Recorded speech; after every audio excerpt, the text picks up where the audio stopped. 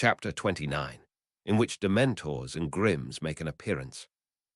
Chapter text. One of the big topics of interest that year was very much Sirius Black, who had been spotted in a town not too far from where Hogwarts was theoretically. The school itself was unplottable, according to Hermione, but that was muscled out by discussions of Quidditch and the first Hogsmeade trip. Professor McGonagall was quick to remind the Gryffindors that they were to behave themselves on these excursions. Have some decorum, please. Harry was looking forward to the trip right up until he approached the gate and realized that the entrance was guarded by Dementors. Having to spend that day in the hospital wing again was not what Harry considered a good day. Fortunately, this incident went with only the smallest of murmuring, and with Malfoy spending more and more of his spare time helping with the hippogriffs, he didn't really have the energy for general gitness, as Ron termed it. Ron, meanwhile, had been reduced to carting scabbers around in one of the pockets of his tote bag in an endeavor to keep Crookshanks away from him, something which seemed very much like a losing battle, and something Harry didn't understand. Snips, Hedwig, the monster book, and the spider plant, named Murray and Scuttle respectively, all got along fine, so he couldn't understand why two magical pets couldn't do the same, even with the whole cat and mouse thing. The Slug Club was also still in full swing, and Ross had, true to his word, put in a good word for Malfoy. The other Slytherin was now attending meetings and mingling, formal training obviously butting against wanting to talk about his newest obsession and his old habit of acting better than everyone else. The Slytherin Common Room has learned more about hippogriffs than any of us ever wanted to know, Ross told Harry in an aside. I think I could sneak you in full Gryffindor colors and no one would notice. I mean, you do have mermaids, Harry pointed out. You could charge admission. I understand Fergus tried that once. I mean, it was with the old head of Slytherin, so maybe it'd work now. There was also the question of the fact that Professor Lupin had to have someone sub for him for several days. He came back one class looking tired and wan, told them all he had one of those constitutions that meant he'd go under the weather at the slightest bug, and hurried them on to the topic of hinkerpunks. The first Quidditch game of the season was the big-ticket item, though, more so the closer it got. Unfortunately, the weather didn't see fit to cooperate, and all attempts to tie his umbrella to his nimbus failed, which left him resigned to using a repulsion charm on his clothes and glasses and hoping for the best. It did keep him mostly dry, but visibility still sucked. As did the Dementors, which cost them the game in general and Harry his Nimbus 2000 in particular. Madame Pomfrey wasn't the only one frustrated at Harry's reaction to the Dementors, although she did question him keeping the shattered remains of his broomstick. Harry, personally, questioned keeping a tree that delighted in smashing whatever came near it on school grounds. Professor Lupin provided that answer. The Whomping Willow was planted shortly before I came to Hogwarts, he explained to Harry. It's been here for years and has its uses, although I am very sorry for your broomstick. Is there no way to repair it? None, Harry sighed. Nothing they had tried had worked. I just wish there was a way to keep the Dementors away from me. Why do they affect me like this? Everyone reacts differently to different stimuli, Professor Lupin told him. Although for the Dementors, there is a spell that keeps them at bay, works well on Letherfolds too, but hopefully you never encounter one. It's a desperately tricky spell, however. Even most Newt students can't master it. But there's no harm in trying, right? Harry asked. I mean, I can't really do anything like go to Hogsmeade until I have a way around them, right? That's a fair point, Harry. What are your free evenings? We'll work out a practice schedule. Snips didn't approve of Professor Lupin and spent the whole way to his office that first practice growling, but quieted when Lupin announced the charm he'd be teaching. It's called the Patronus Charm, Lupin told him. It can be used to carry messages as well, but at its core, the Patronus is a protection against monsters such as Dementors and Letherfolds, although you have a higher chance of encountering the former rather than the latter. Very, Harry said, considering there's Dementors around Hogwarts. Although reading up on Letherfolds had the entire room up all night prior, crammed on one bed with their monster books left loose, and all of them armed with wands and blunt objects. Lupin, of course, didn't know this, simply shrugged in acknowledgement. Yes, well, for today I just want to start with you getting the basics of the spell down. It was an interesting spell, to say the least, considering it ran on happy thoughts, and apparently not just run-of-the-mill happy thoughts either. It has to be a powerfully happy thought, Harry, Lupin told him after about the 16th try. Something that fills you from your head to your toes. It can't just be broomsticks and house cups. It was enough to make him reevaluate his life up until now, he decided. But by the end of the session, Harry had started producing a small glowing mist from his wand, which Lupin declared progress. "We'll keep working on that," Lupin assured him, handing him a bottle of butterbeer and assuring him it was non-alcoholic, kind of like root beer. "I'm combing the castle for a fresh boggart. You're certain it'll turn into a Dementor and not." "I'm not afraid of someone who couldn't beat a baby," Harry pointed out, "and at this point there's an equal chance it'll turn into a Lethifold, so—" "Ah," Lupin said, taking a swig. "You should have seen us when we first read up on those, all crammed up on one bed, didn't sleep a wink for a week." "Sounds familiar," Harry said, paused. "We? We being me and my friends, your father being one of them." That was enough for Harry to stay another hour, constantly begging for a fresh story, until Lupin finally told him, "I'll tell you more next session. Go read up on Patronus charms in the meantime." It wasn't much, but it was definitely a start. It was also shaping up to be a whole lot of no going to Hogsmeade this year, since it was progressing so slowly. By the third session, Harry was making a fine mist, but it wouldn't be enough to hold off a Dementor or Lethifold. Getting frustrated wouldn't help. Lupin kept reminding him, and besides, he was attempting something way above his grade level anyway. "Go hang out with your friends. Do something fun, possibly stupid, but not too stupid," Lupin told him. "Relax and unwind." Unfortunately, Harry was certain that such a thing would be something they could achieve at Hogsmeade, which Harry couldn't go to because he couldn't get past the stinking gates. And besides that, they barely saw Hermione any more outside of class. It was enough to see Harry and Ron in the library again, looking up just how Hermione was pulling this off, and the rest of Gryffindor taking bets as to when she was going to have a total breakdown. The leading bets were midterms, but Hermione remained resolute through midterms and managed to avoid a total breakdown, although people learned very quickly to give her space when they spotted her. Harry tried to suggest to her precisely once that maybe she should take some time off, and decided he'd rather not make that mistake again. Other points of interest as midterms came and went, and Halloween approached, was more news of Sirius Black, Malfoy still being surprisingly dedicated to hippogriff care, and Crookshank's continued designs on Scabbers. Ron was stressed enough at the idea of his pet dying, stressed further by Crookshanks trying to hasten his demise, and with Hermione so busy with schoolwork, she never had time to even try to discipline the cat. Not that she seemed to care. Harry had to agree with Ron on this point. Her attitude towards Crookshanks targeting Scabbers specifically was kind of cold, all things considered. It also made him more than a little worried about Snips around the cat, since Snips wasn't any bigger than Scabbers. "Be careful, okay?" he asked Snips as they sat down to lunch one day. "Stay away from Crookshanks." Snips huffed at him, pointed at the shepherd's pie. Harry doled out a generous helping, started working on it after a moment of silence, spooned some peas as well for Snips to work on as he ate. "Oh," he noised, when he spotted Ron trudging over and sitting down. "Divination not go well again. Am I going to bite it terribly?" "Probably," Ron said glumly, poking listlessly at a casserole.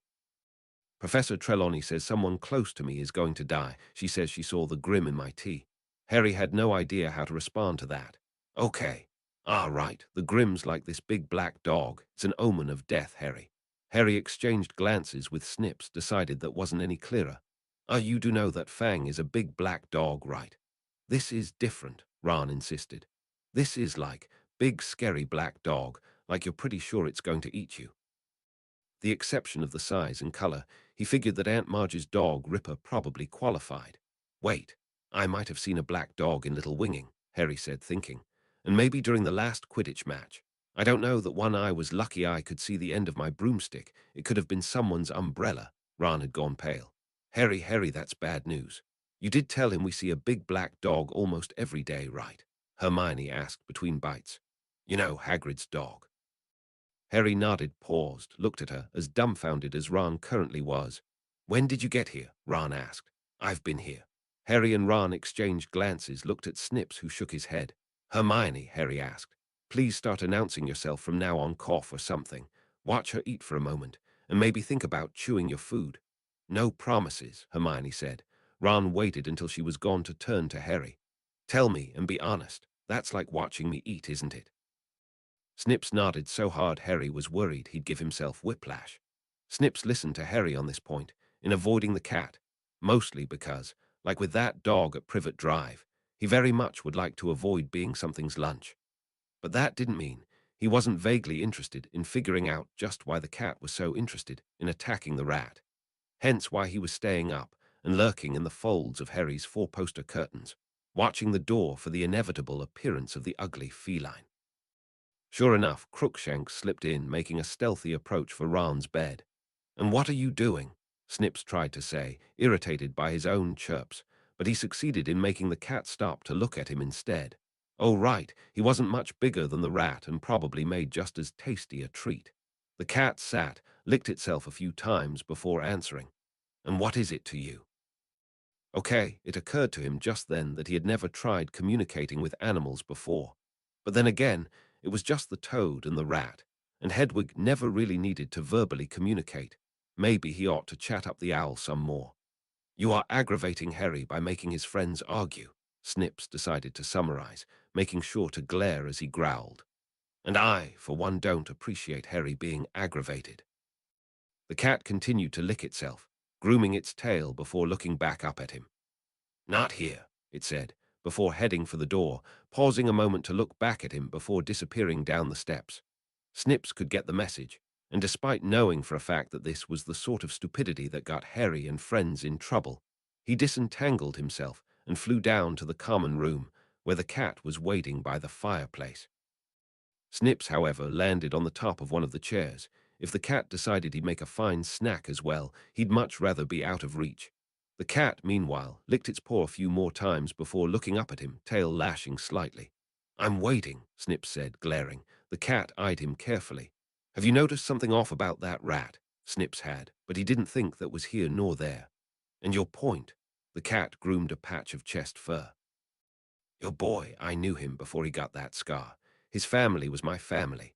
The rat is responsible for them no longer being here." Okay, now Snips was just confused. Rats, even magic rats, didn't live all that long, and Scabbers didn't particularly strike him as being very magic. And wasn't he Percy's rat originally? Shouldn't he be on the way out the door? It wasn't unusual for animals to lose a lot of weight before shuffling off this mortal coil.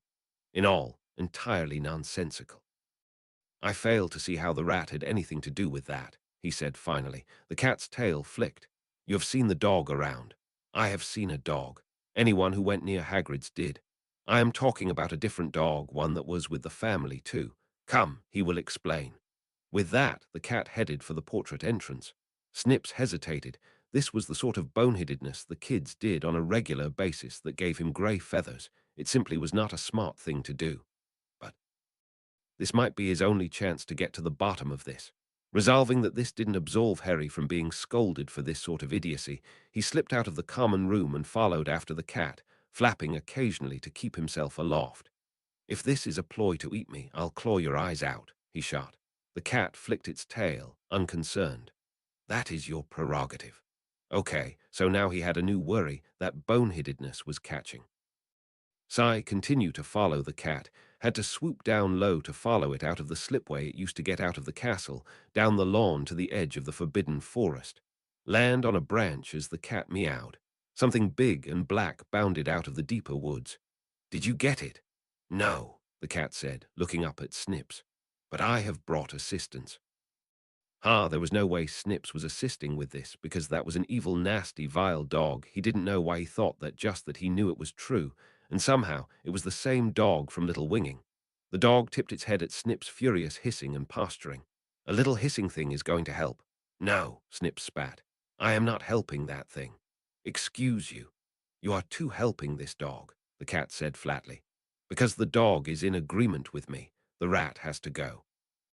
"The rat is on its last legs," Snips countered. "It will shuffle off this mortal coil soon enough. Why are you aggravating the situation?" The dog snorted. "Oh, please, it wouldn't be the first time that rat faked his death." "Wait, what? 12 years is a long time for a house rat to live, isn't it?" the cat asked. Unless it wasn't really a rat. Wasn't really? What else would it? An animagus? He asked, hoping he was wrong. Yes, the dog growled. An animagus who faked his death and blamed his friend, who sold out his other friends to save his own sorry hide. The dog has very personal stakes in this, the cat said. So do I. That rat is responsible for the death of my human, and cats hold very long grudges. Snips was teetering on the branch, an animagus, but why the deterioration in health, and better yet, why masquerade as someone's pet for over a decade? Who is this rat? Snips demanded. The dog growled. Peter Pettigrew. He faked his death and hid as a rat for years. I thought he was dead. Growl deepened, teeth gleaming in the night. I'm going to make sure he's dead. Snips looked around, plucked an acorn off the tree, bounced it off the dog's head. Don't be an idiot, Snips ordered.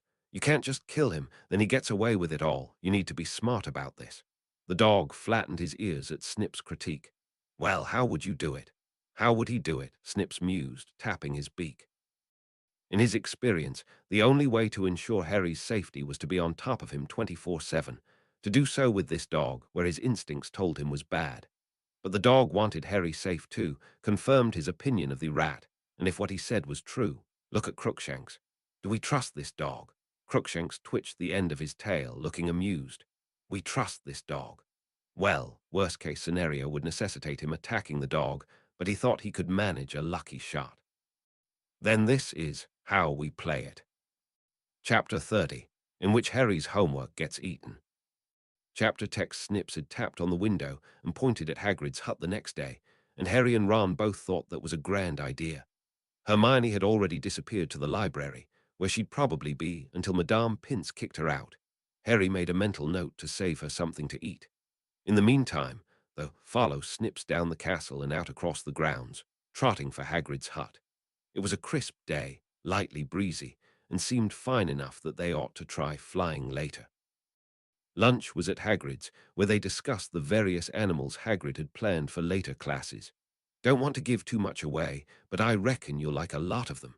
Harry and Ron agreed that so long as it wasn't like the Flobberworm class, it'd be fine. Where things picked up was when Fang got up, sniffed at the door, and started barking. What is it, Fang? Hagrid asked, getting up. Need tar go out. Open the door. Fang and a big black dog sniffed at each other, chuffed. Fang went out. The big black dog came in, pausing only to pick up a stick before making a beeline for Harry. Ron dropped his rock cake. Hello, Harry tried, not sure what to make of this. The big black dog put the stick on the table, nosed it over. Harry, Ron squeaked. Harry, that's the Grim. Harry blinked at Ron, looked back at the dog, now making puppy eyes at him. An omen of death makes that face. Nah, Hagrid said, pulling his chair over and patting the dog before feeling its sides. Sometimes we get strays what wander onto the grounds. Poor boy's thin. He must have been wandering around fur a while. Want some at tar eat, boy. The dog's tail started thumping. That's a boy. We'll get ye set up in a minute. Indeed, it was less than a minute later that the dog was bolting down a bowl full of food, licking it clean before looking at Hagrid expectantly. Darn wanna let Iam eat too much at once. He'll get a stomachache, Hagrid counseled.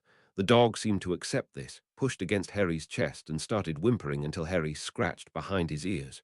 Ron gingerly inched closer, apparently accepting that, yes, this was most likely not a Grim. He's really friendly, Harry observed. He must belong to someone. But wouldn't he have a collar, though? Ron asked, starting to relax around the dog now that several minutes had gone by without something dire happening. Maybe he slipped it.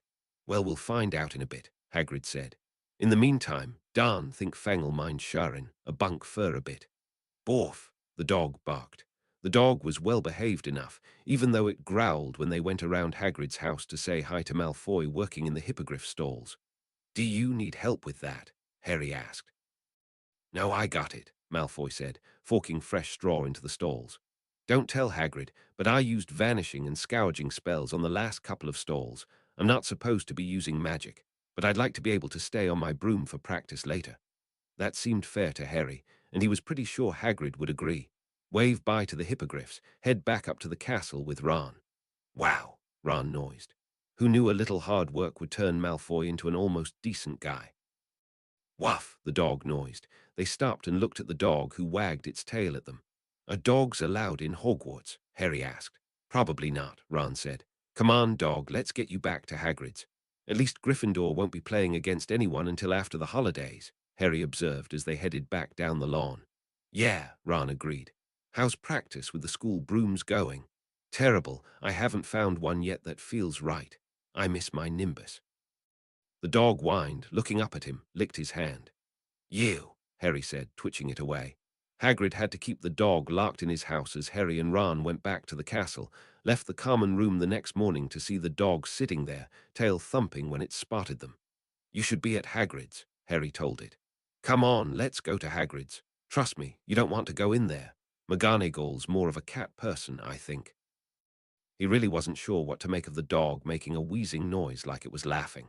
The next couple of weeks had no news on the dog's real owners, no new information on Snips, Hermione refusing to take a break and getting increasingly stressed out, and Malfoy actually being really good with hippogriffs. Hagrid finally declared that the stray must have been fully a stray and that they had a few options, the main one being let it stay. He looks like a good dog, Hagrid said. Been well behaved, hasn't chewed on me shoes or nothing. He needs a name, Harry said, looking at the dog. A good name, Ron agreed. Coming up with Snuffles after watching him sniff around the hut probably wasn't the best, but it was the one that stuck. Snuffles also apparently didn't like rats either, since he growled at Ron's tote bag. Hey no, Ron said, hugging his tote bag away from Snuffles. What is this? Scabbers is on his last leg, so now everyone picks on him. No being mean to Ron's rat, Harry told Snuffles. He's sensitive. The dog snorted, but stopped growling, didn't stop shooting glances at Ron's bag. The incidents with Crookshanks had actually gotten to the point where Ron was keeping Scabbers in a cage when he couldn't feasibly take him with him.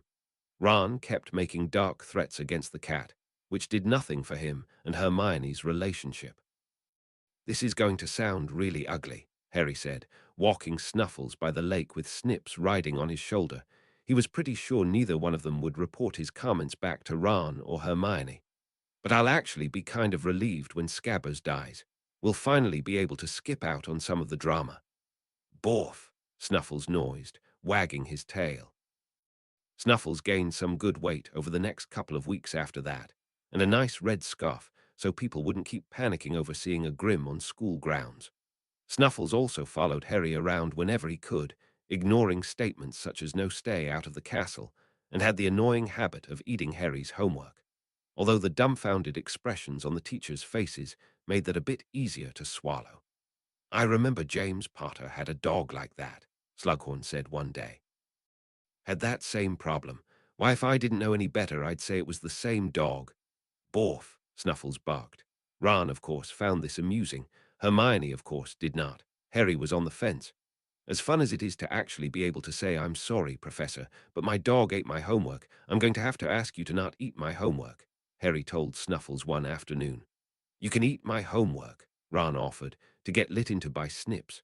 Snips and Snuffles was interesting.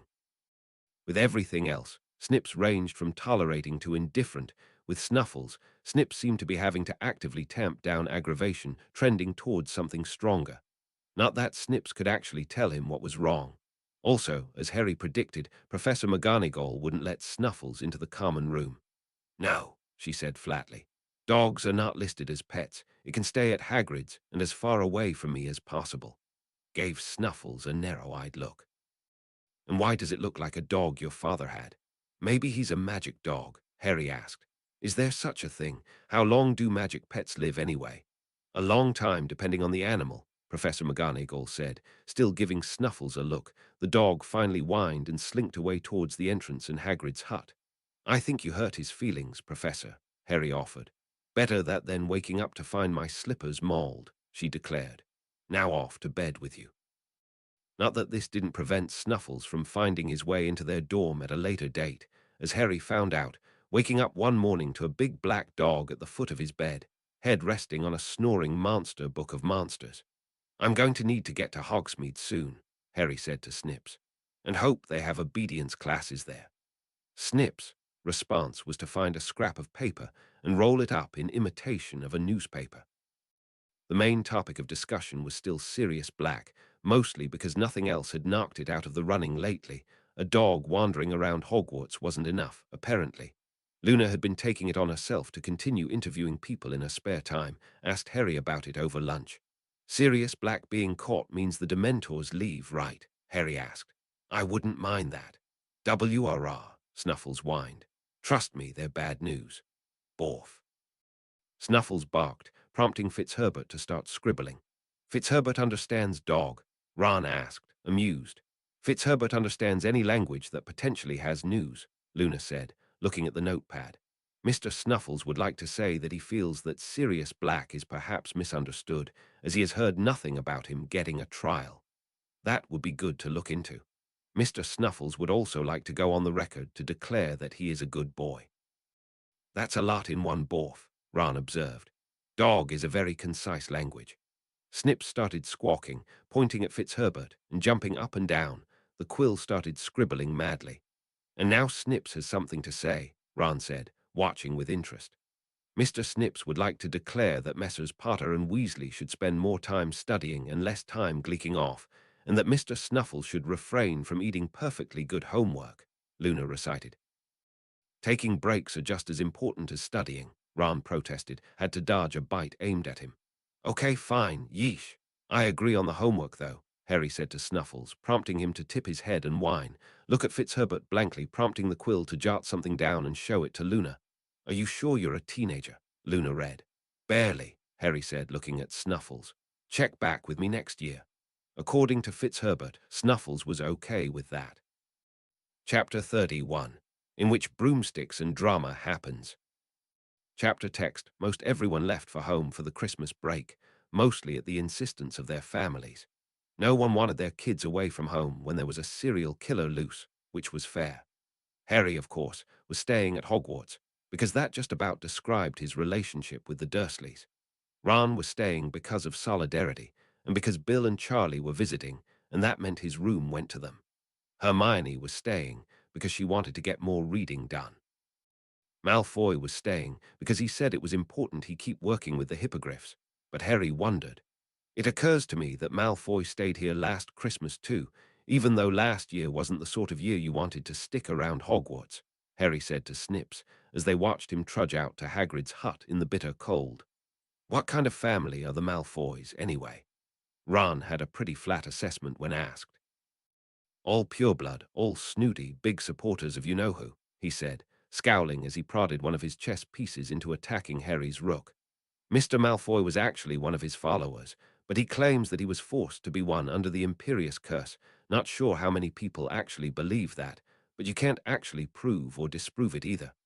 HRRR, Snuffles growled from his position on the couch. What's the Imperious Curse? Harry asked blankly. I guess you wouldn't have heard of it.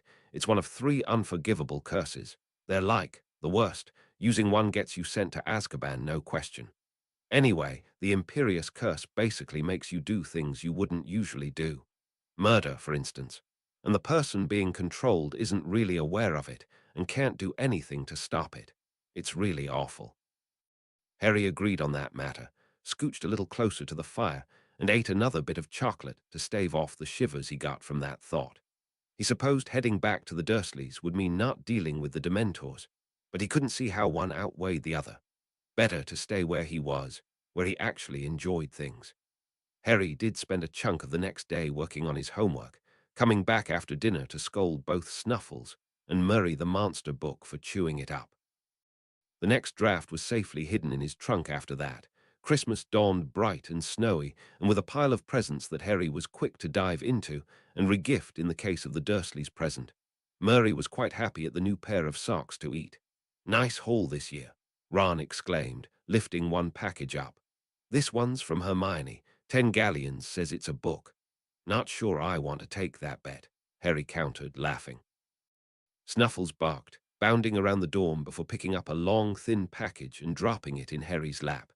Harry blinked at it. He had received a package much like this once before, when he first got his Nimbus, tore open the wrapper after examining it for a name. Harry, I need to borrow that one charms book again, Ron said, brandishing his new maroon sweater, froze upon spotting what he had. Blimey, is that a firebolt? Borf, Snuffles barked, bouncing around and tail wagging happily. Wicked. Who's it from? That was the topic of interest, as was scanning the whole room from top to bottom to see if it had come with a note, which it hadn't. Maybe Professor McGonagall got it for you, Ron guessed. She did get you the nimbus.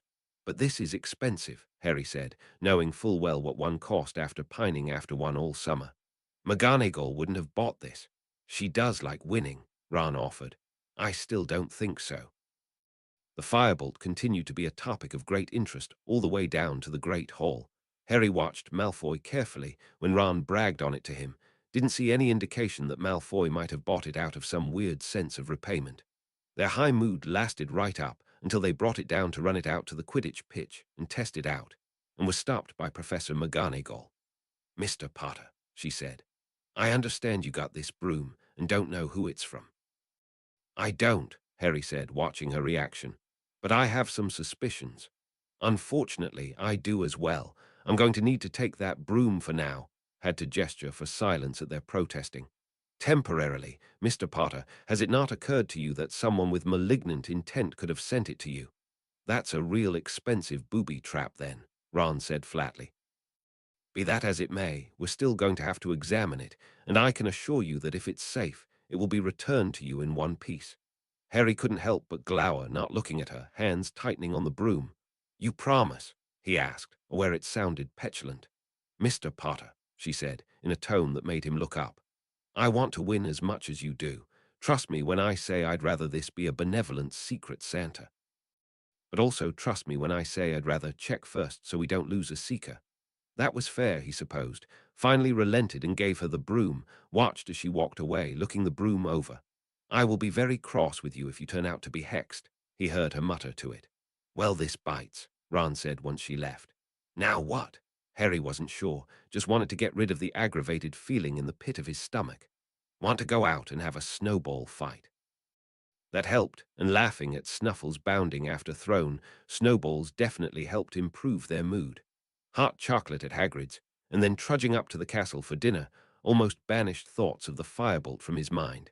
That didn't stop him from making a beeline for Professor McGonagall when he saw her. "Mr. Potter," she sighed upon seeing him, "this won't be a process that will be speedy. Give me at least a week before beginning the pestering process." "We're going over a list of potential hexes and jinxes right now," Professor Flitwick assured him. Harry was back to being deflated when he trudged back to the others. "No luck?" Ron asked. Harry shook his head as he sat down. "Well, this blows. Oi, Malfoy, you set this up so you wouldn't have to deal with Harry kicking your can on a firebolt, didn't you?" "I'm good enough that I don't need to sabotage Potter," Malfoy spat back.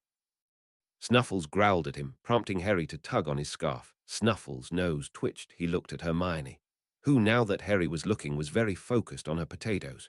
"Hermione," Harry said slowly. She went red-faced, looked at him. "Well," she said, "I just thought, and Professor McGonagall agrees with me, the broom might have been sent by Sirius Black." Ron didn't talk to Hermione for the rest of the holidays, which was actually pretty impressive. Harry was mad at her too, but he didn't go quite as far as Ron did, mostly because it was just this thing, and not this thing and Crookshanks trying to eat Scabbers. "I mean, on the one hand, I get where she's coming from," Harry said to his current audience, that being Snips, Snuffles, Scuttle, Hedwig, and Murray, he was debating on renaming the book considering his current naming theme, maybe Scraps. But on the other hand, Sirius Black is a wanted criminal. It's not like he could just waltz into quality Quidditch supplies and buy a broom. Snuffles made a quiet borf at that, lowered his ears at Snips glaring at him. Harry sighed and went back to his reading. It was done and over with now, and at this point, he just had to hope that the firebolt got through in one piece. Snips had opinions, and he was more than willing to share them. "Of all the dunderheaded things," he snapped, bouncing up and down on a desk in the common room indignantly. "A firebolt, seriously.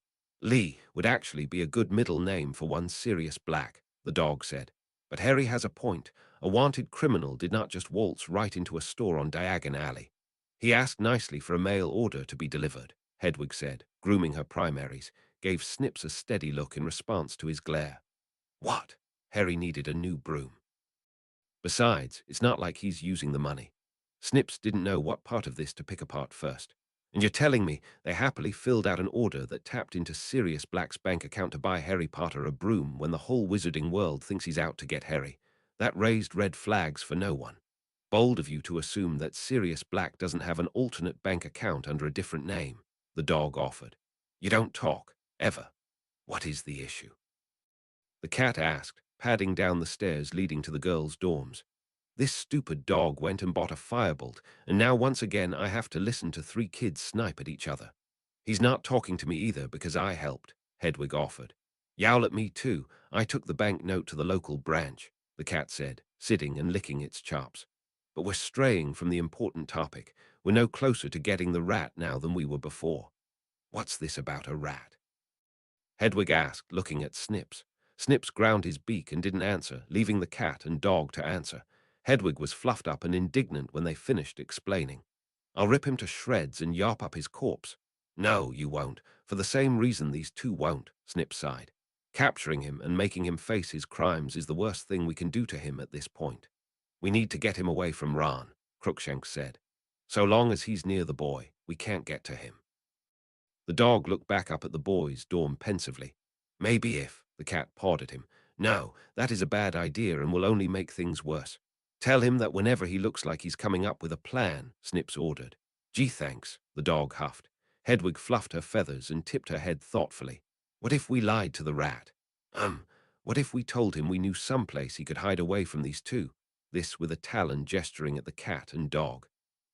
And then locked him in a cage where he couldn't escape. The rat is in a cage during Ran's potions classes, Crookshanks offered. Unfortunately, I'm locked in Hermione's dorm then. Snuffles here is kept outside, and Snips is at potions.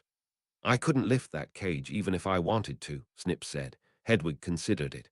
How big is the cage? Is it big enough for, say, a snowy owl to lift? They all considered that. Very well, Crookshanks decided. Come the start of the new term, we will have our quarry. Crookshanks was wrong, as it turned out. Harry, startled awake at Ran's screaming bloody murder, flailed out of bed squawking what happened. In response, Ran held up his bloody sheets, gesturing to the open cage. I thought I had the door latched, Ran tried. But that stupid cat must have grabbed him and ate him on my bed. Hermione scrambled in, saying that she had heard Ran screaming from the other dorm, Professor McGonagall following, still in her house robes, had to separate Ran and Hermione when they had a whole yelling fit. Ran accusing her of leaving Crookshanks out to kill Scabbers, and Hermione countering with Ran being negligent, which had them both at each other's throats. Exacerbated by no one being able to confirm that Hermione had remembered to lock Crookshanks up either, both of them totally upset and crying before it was all over. By the time classes started again, Ron and Hermione had not said one word to each other, leaving Harry in a very awkward position of being friends with two people who at this point hated each other's guts. What even happened?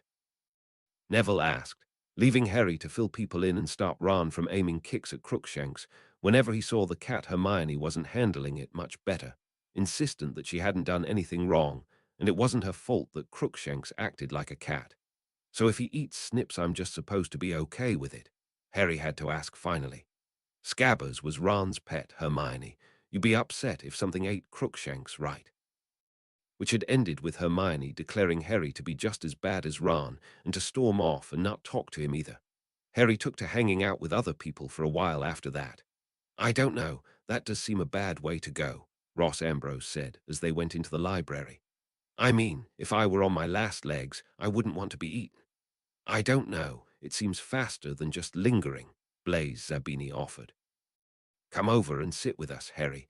We'll see if we can't get you being the heir of Slytherin started up again. My semester's bad enough without that starting up again, Harry sighed, sitting with them. Most of the group were members of the Slug Club, so he didn't feel like he was breaking any long-standing rivalries or anything like that. Although Malfoy sitting there and working on his homework probably strained that. What, Potter? Malfoy asked, looking up when he sat down. Still moaning about your broomstick? No, but I'd rather moan about that than anything else, Harry said, pulling out his astronomy homework. Hermione's cat ate Ron's rat, and now neither of them are talking to each other. Malfoy paused. This wasn't close to New Year's, was it? He asked. When Harry nodded, I heard that racket all the way down to the hippogriff paddock. It wasn't much better at ground zero, Harry said. So we're going to change the subject, Ross said. Potential topics are listening to Malfoy go on about hippogriffs, discussing charging admission for students from other houses to see mermaids, or helping me with herbology homework. Please say the last one. Harry had an easy enough solution for that one, and within a few moments Neville was going over Ross's herbology homework with a fine-toothed comb. That done, Harry looked at the books Malfoy was going over. More on hippogriffs? Harry asked. It's an extra credit assignment, Malfoy said, scribbling down a few more lines. It's part of the whole getting a hippogriff as a pet thing. Hopefully I'm almost done. Snips yipped, flew down when he finished, dragged his parchment away. Hey, Malfoy barked, winced when Madame Pince shushed him. He does this, Harry said. He likes checking people's homework over. Malfoy made a face at that, continued to make faces as Snips marked his paper all up. Why is all of this crossed out? He demanded once he got it back. That was good stuff. Snips started to engage in his charades, yipped and flew away, came back with Luna, Carlin, and Fitzherbert in tow. According to Snips, Luna said, reading what Fitzherbert had catalogued once everyone budged up a bit to let them in. Your paper is too wordy. Aim for concise. You're showing you can copy from the book, but you're not showing that you actually understand the concepts. You're asked to say things in your own words to show that you understand what it was you learned. So I have to write this all over, Malfoy said. Snips nodded, yipped something else for Fitzherbert to jot down. Writing it the second time helps because you focus on the important points, Luna read. Oh, no wonder I always hear about second drafts. That's nice. I like to write first drafts myself, Carlin said, but I also like to think about it a lot before I write. Whatever works. Blaze seemed to be debating about something, tapped his quill to get Snip's attention. I'm going to need my transfiguration homework looked at when you get a chance. Something went wrong, but I'm not sure what. Snips nodded, marked up Blaze's homework next, then Ross's once he and Neville finished going over herbology, and Neville moved on to discussing Luna's herbology homework with her. Sitting there and working on his own homework, it occurred to Harry that students from 3 different houses were sitting together and getting along just fine, that Malfoy was sitting next to him and being perfectly civil, and Blaise Zabini, whom he barely knew, was interacting fine with Gryffindors and Ravenclaws. Well, one Ravenclaw. It felt like something noteworthy. He just couldn't put his finger on it. Maybe it's a part of growing up. Harry asked later. He and Malfoy had walked down to Hagrid's, Malfoy to turn in his paper and move on to the hippogriffs, Harry to visit Hagrid for tea. Getting along's an important part o' growth, I think, Hagrid said, checking the treacle tart before putting it on the table. From the sounds of it, Ron and Hermione could use Sama that, could hear their row all the way down here. That's what Malfoy said. Ron's really upset, and I think Hermione's so stressed out about her schedule that she can't take anything else. Aye, she's looking a little frazzled, Hagrid said, putting the tea on a hot hand on the table before sticking his head out the back door. Oi, Malfoy, get in here and warm up a bit. Have some tea afore you finish. Harry was further surprised by Malfoy's continued behavior, couldn't take it for much longer as they trudged up to the castle, still civilly. Can I ask you something without you taking it the wrong way? Harry asked him. I can't guarantee anything, Malfoy muttered. It's just, you're behaving differently than last year. I don't have a problem with it. I much prefer being able to chat, but why? Malfoy stopped, glaring at the snow. Last year, those last couple of months sucked, Malfoy said finally. And then coming home, well, Father didn't like the blow to his image and… Let's just say I don't have the energy to live up to the image he wants me to be this year. Harry nodded. He could get that. I kind of thought it was because you were spending so much time with the hippogriffs. That too, Malfoy said, kicking at a snow drift as he continued on the little path in the snow. You can't really be lousy around them. You have to behave yourself, otherwise they don't like it and won't let you near them. And I guess I don't have any energy left for keeping up the whole Malfoy air image in between taking care of them and studying. And maybe I like them because I know how to act around them. There's set rules, and you don't have to worry about them changing them on you. How they behave to certain stimuli stays the same. There's no surprises, or… Malfoy trailed off as they kicked the snow from their boots and went in the castle, Snuffles bounding up to them. You know where you stand with animals, Harry guessed. They love you for you, and you don't have to guess or anything. I guess so, Malfoy said, narrowed his eyes at him, but no telling anyone I told you any of this. Gryffindor's honor. And what's that worth? Harry considered. A trip into Slytherin dorm to see the mermaids. Malfoy made a face. Are you sure you're not a Slytherin? Maybe everyone was right about you last year. Except being the heir of Slytherin meant I was sixing a big snake on people, Harry pointed out. But the Sorting Hat did think I'd do well in Slytherin, so I don't know. He also didn't know what to think about Snuffles apparently faking a heart attack and keeling over. It took a few moments of staring blankly at him before deciding what to say. Play dead. Good boy. Which was apparently the right thing to say, since Snuffles did that sort of wheezing dog laugh again and wagged his tail.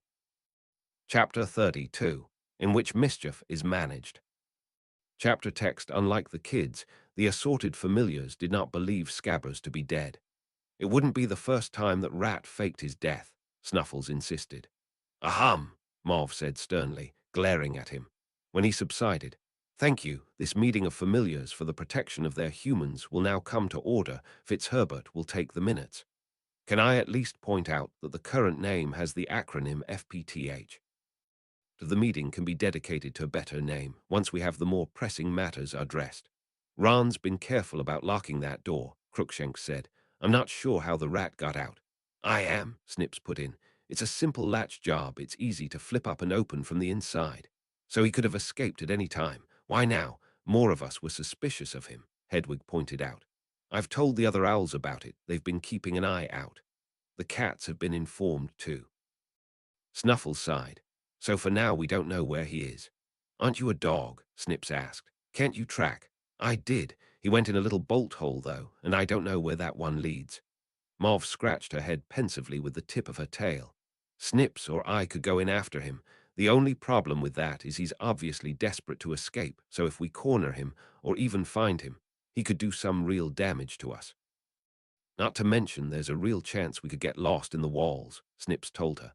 I'm not sure about you, but I definitely need to eat on occasion, and then what if it's wet back there? Yes, I'd rather not lose a few inches, she sighed. Crookshanks Emro Ed to get their attention. With all the cats and owls looking, we should find him soon enough. At the very least, he's running out of other rats to associate with, Hedwig put in. Mauve nodded, bobbed her head at the toad with them. Trevor, you've been quiet. I'm just thinking, Trevor said, obviously turning something over in his head. Aside from the fact that we've never really needed to have meetings like this, there was always something kind of suspect about that rat, now that I think about it. Yes, Hedwig agreed. Rats don't nap in the sun. Well, according to our sources, the rat is actually a human shamming as one, Marv said, which is very creepy if you stop and think about it. Yes, Snip said, glaring at the cat and dog. And while we're thinking about it, I get how the cat knew magic cats can have quite a long life. You, on the other hand, Snuffles cocked his head. Seriously, I would say serious has something to do with it, especially considering the general consensus is that Harry Potter somehow has a dog just like his father did. Now, one of James Potter's school friends is an unregistered animagus. Wouldn't it stand to reason a second one is the same way? The dog's ears flicked back at the sudden attention it was getting. Crookshank moved so he was sitting in front of the dog. I still trust the dog. Even though that dog is Sirius Black. Mauve gasped. Fitzherbert started scribbling madly. The dog flinched, sinking in on itself. Can I just start by saying I didn't kill anyone? I suggest you start explaining, Hedwig said firmly. Yeah, Trevor agreed. Because if that's the case, you hanging around is kind of creepy too. Don't look at me, it was the bat's idea, the dog insisted. Excuse you, Snips sniffed. You do kind of look like a bat, Marv pointed out. Mr. Black, please explain. The dog did so, explaining that he and his friends had become unregistered animagi so they could hang out with their friend during his, monthly issue. Oh, great, Snips declared. So the defense professor is a werewolf on top of everything. I knew there was a reason I didn't like him. We'll address that later, Marv said. Continue. Snuffles huffed, continued with his explanation that when Mr. Slimy Pureblood lover Moldy Valdi, Trevor snorted at that, decided to target the Potters, they made it known that Sirius Black was the secret keeper, but in reality gave that role to Peter Pettigrew. It was the perfect double blind, see, Snuffles Black insisted, waving a paw. They could target me all they wanted, but they'd be no closer to figuring out where the Potters were. Meantime, if Peter had to, he could always turn into a rat and hide out somewhere. Honestly, That's what we all expected him to do. But instead, he sold the Potters out to Moldy Valdi, Snuffles growled. Did it without even batting an eye. Soon as I found out, I went to the Potter's place. Was too late. Lily and James were already dead, and Hagrid was taking Harry to Dumbledore.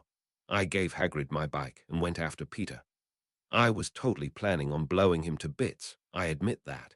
Except he beat me to it, yelled for the whole street to hear that I betrayed Lily and James, then blasted the street to bits, killing all those muggles. I thought he had killed himself until I saw him in the paper this year. Hedwig blinked, ruffled her feathers, startling the rest of them. Hold it, if he's been hiding out as a rat all these years, how did you see a picture of him? It was Snips' turn to start. The picture of the Weasleys that was in the Prophet, Snuffles nodded. The rat was sitting on the youngest boy's shoulder. Well, of course I recognized him. How many times had I seen him turn into a rat? And anyone who knows anything about animagi know they have special markings. But what really cinched it was him missing a toe on the front paw. All they found of Pettigrew was a finger, remember. That rat is missing a toe on a front paw. The familiars all are-ed appreciatively. So then, Marv concluded, the plan is to catch that rat and turn him in, then he's held responsible for all these nasty things he's done. Trevor looked at Sirius. Wouldn't that mean you'd be pardoned? I guess so, Sirius said, cocking his head. Genius down there was just going to kill the rat and be done with it, Snips muttered. Excuse you, I was running on adrenaline, and spite I never said I had a plan. So, Marv said, we've got that squared away. Anyone have anything else to declare, or should we move on to figuring out a better name for our group? Silence for a beat. I'm really a spy, Trevor volunteered. Trevor, be real, Hedwig said. I am. It's the perfect cover since no one ever believes it. Everyone agreed that was a fair point. Harry hadn't progressed much past the fine mist, which was frustrating to say the least. You've got the wand movements down, and your pronunciation is sound, Professor Lupin told him. So whatever it is, it's the memory you're trying, or it could simply be you're not far along enough magically to do it. The important thing is, what you have now is enough to hold off a Dementor, and I've finally found a boggart. Willing to give it a try? Yes, Harry said, steeling himself. Professor Lupin nodded, went to unlock a trunk that kept rattling. Good news. Harry was right, his boggart was a Dementor. Bad news. He could not hold said boggart Dementor off. Professor Lupin slammed the trunk shut once he got the boggart back in. So, he huffed. We'll have to try working back up to that. Keep working on those happy thoughts, Harry, and we'll try again next week. Here, have some chocolate. Harry was steaming as he headed back to the dorm room. I don't get it, he told Snips. I've got happy thoughts, why aren't they happy enough? Snips blinked at him, tipping his head. CRR Ed thoughtfully. Yeah, Harry sighed, turning a corner. That's what I thought, Borf. Ah, Harry yelped, getting flattened and licked by Snuffles. I missed you too, but you need to sleep at Hagrid's, remember. Professor McGonagall said this multiple times. Borf, Snuffles noised, sitting back and letting Harry up. Tipped his head at Snips, chittering at him, chuffed and walked off. Why does he listen to you and not me? Harry wondered, making his way to his dorm. Snips chirped but didn't answer, making him think that he'd have to borrow Fitzherbert to find out. Maybe after a good night's sleep. The next Hogsmeade trip meant he wasn't going again, because Dementors. Hermione and Ron individually assured him they'd bring something nice back, like a big pile of sweets. Ron insisted. Which left Harry sitting in the library, working his way through his homework since he didn't have anything better to do, quietly grousing to himself, until Fred and George plopped down on either side of him. Hello, Harry, Fred greeted, ignoring Snips growling at them. We couldn't help but notice you losing out on one of the great joys of third year, George observed. And we told ourselves, we know how to fix that. And so we have decided that we will. Pack your bags, Harry, you're going to Hogsmeade. Harry blinked at them both, having to glance back and forth in order to do so. I'm sorry, what? Don't apologize, George said, already putting Harry's books back in his bag. Trust us, Harry, this will be worth it, Fred assured him. And no growling, he added, looking at Snips. Technically, Harry is allowed to go. He just needs a way around the Dementors. I mean, I've been working on it, Harry said. It's just taking a while. Ah, but Harry, you're letting life pass you by this way, come. Small bites, George said, offering Snips a hand up as they hauled Harry up. Come, we have places to be, specific places. Now, Harry, Fred said as they maneuvered through the castle. It has occurred to us that in your 2.5 years at Hogwarts, you've gotten into an appalling lack of trouble. We need to fix that, George agreed sagely. Being accused of sixing a great ugly snake on people didn't count, Harry wondered. No, because you didn't actually do that. But back to the point, are you aware of the various secret passages within Hogwarts? Some of them. Dumbledore says a lot of students spend their spare time hunting them down. 'Tis a noble pursuit, to be sure, Fred agreed. But there are passages leading out of Hogwarts as well. 7, as a matter of fact, George said. Filch knows about 2 of them, and 3 more collapsed a while back, but this one, he said, as they stopped in front of a statue of a one-eyed witch, still works perfectly. It'll take us straight to Honeyduke's basement, Fred said, scanning the corridor as George opened the secret passage. Come on, no tarrying once the passage is open. Baby's first escapade, George said, wiping a non-existent tear from his eye. We're so proud, Harry. We kinda snuck out to duel Malfoy first year, Harry said. And I snuck out lots over the Christmas holidays that year. Oh, goodness, there's hope for you after all, Harry. Harry wasn't sure if that was a good thing or a bad thing, kept quiet as he followed their lead, nodding as they imparted words of wisdom to him, snuck up through the basement following their prompts. And here we are, Fred announced, him and George gesturing expansively once they were safe in the store. Honeydukes of Hogsmeade. Harry had to take several long moments to digest the colourful room with so much going on.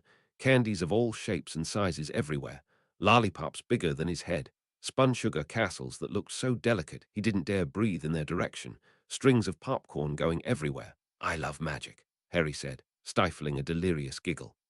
We do too, Harrikins, George said, patting him on the head. Now, round 3 you meet us back here, and we'll help you get back in the castle without getting caught. Sound like a plan? 3, Harry asked, checking his watch. Oh yeah, he had plenty of time. Sure, brilliant, thank you both. No problem, Harry. Pleasure always, Fred agreed, following George to the door, leaving Harry to turn a slow circle to take in the shop. Snips, he announced. I think I'm about to blow my budget. Chapter 33, in which secret keepers are revealed. Chapter text. Harry was very glad that he had brought his tote that could carry more than it looked to the library, because he was going to need it in Honeydukes. Part of him very desperately wanted to explore the rest of Hogsmeade, but he kept putting it off because firstly, he didn't bring a coat, and secondly, there was just way too much to see in this one store. One of the little sugar-spun landscapes had a fully working train with peppermint wheels and puffed-out cotton candy that floated up to a dispenser, with little gingerbread men and women throwing marshmallows at each other. Another one had chocolate dragons flying around cake mountains with caramel lakes and waterfalls, which he also spent a few fascinated minutes watching. And then there were the various products the store sold, which were as out there as he was starting to expect from magical folks. There were sugar-spun quills that wrote in scented ink and that you could suck on in between writing, tanks full of various gummy animals that moved and interacted realistically. Harry had to stifle a laugh when one of the workers sighed and pulled a gummy lion off of a gummy giraffe. Baked cookies stacked up to the ceiling, Birdie Bart's every flavor beans, pumpkin pasties, candy necklaces that changed colors in smooth ripples. He could easily spend all day in here and have it not be enough. What was really a surprise was seeing Ron and Hermione together.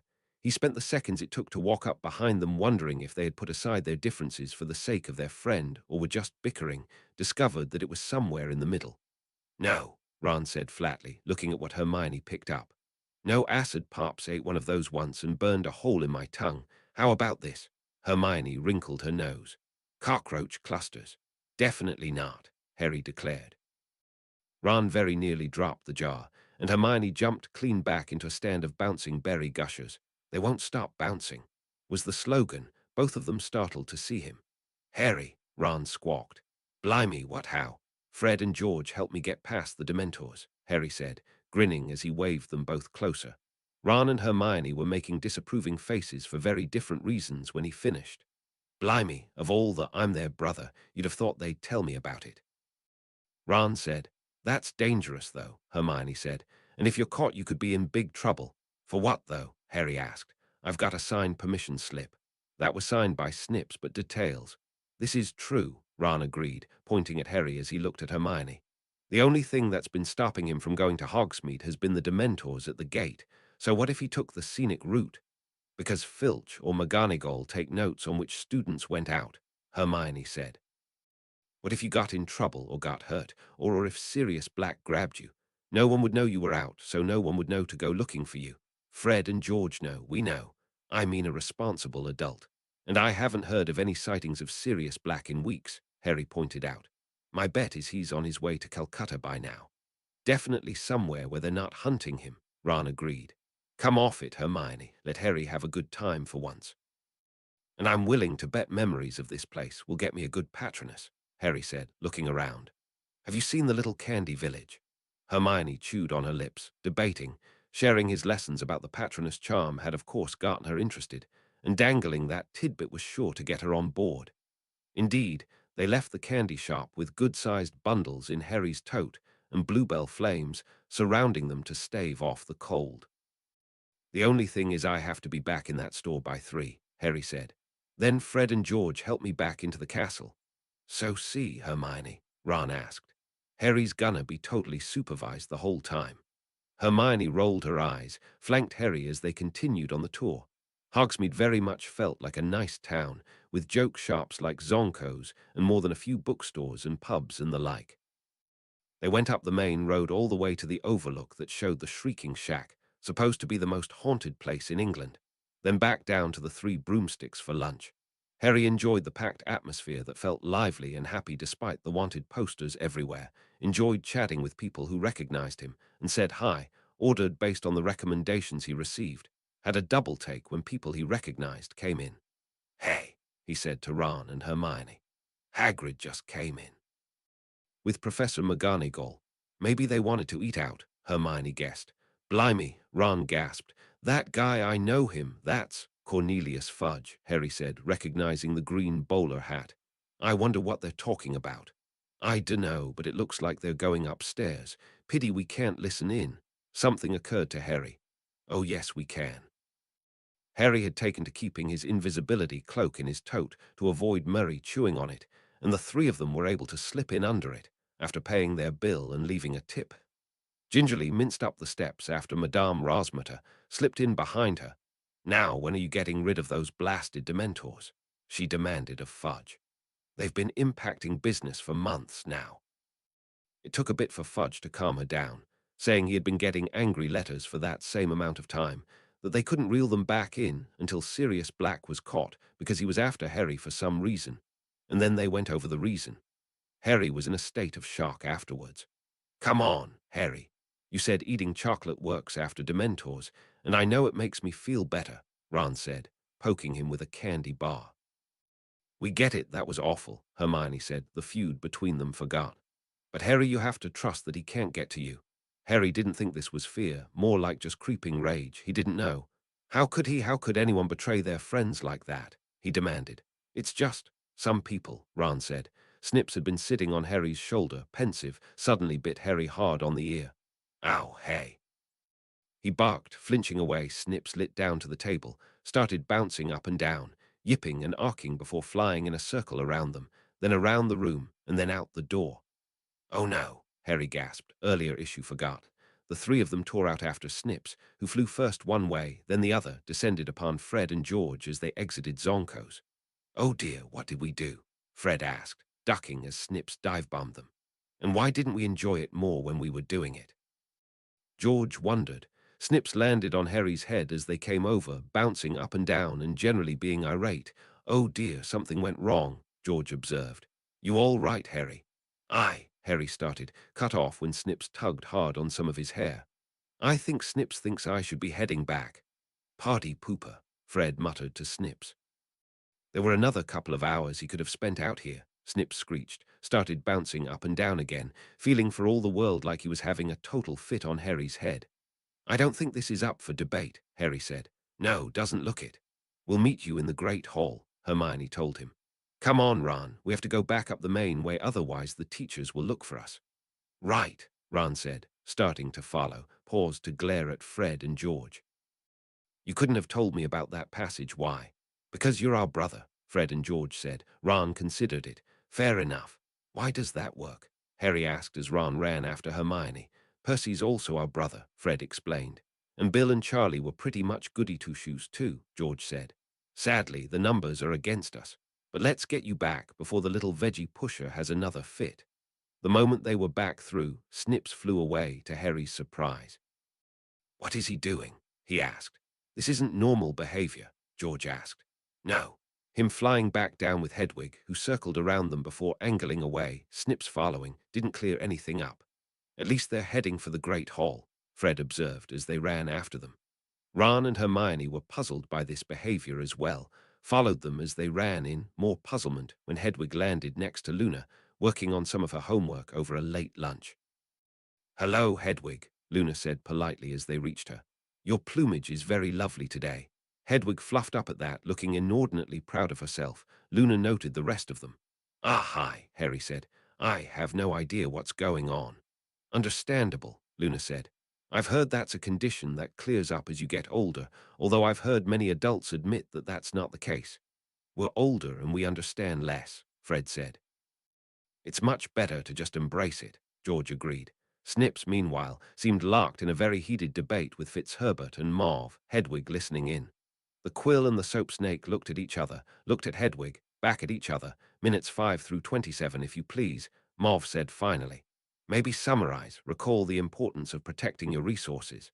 Snips barked something else, and by then Fitzherbert had stolen several sheets of Luna's paper. Oh dear, Luna noised. Harry had a sinking feeling what Snips had told Fitzherbert. Wait, no, wait, what did Marv mean minutes? Any other questions were halted by Fitzherbert's first line. Sirius Black is innocent. Everyone crowded around at that, reading as Fitzherbert hastily scribbled out that Sirius Black had switched being secret keepers with Peter Pettigrew, that the latter had ratted the Potters out, that Sirius Black had gone after him for revenge. And then more wham lines. Peter Pettigrew is alive. Peter Pettigrew is somewhere in the castle. Chapter 34, in which maps are marauded. Chapter text: Dumbledore was probably more than a little bemused at the gaggle of students, plus familiars and quills, but recovered quickly enough to summon a tea set for them and ask what brought them here. Being handed the papers Fitzherbert had scribbled on might have answered that question, but it definitely made the next several minutes painfully quiet. Ron staring into his tea like he hoped the leaves had something positive to say. Fred and George looked ill too, and it occurred to Harry that if Scabbers was Peter Pettigrew like the Quill said, then that meant a murderer had been living in their house for about as long as they had been alive. He couldn't imagine what that sort of violation felt like. Dumbledore finally finished, looked at the Quill. Can you verify that your source is sound? The Quill bobbed up and down. I see, Dumbledore sighed, looking back at the papers and seeming very old indeed right now.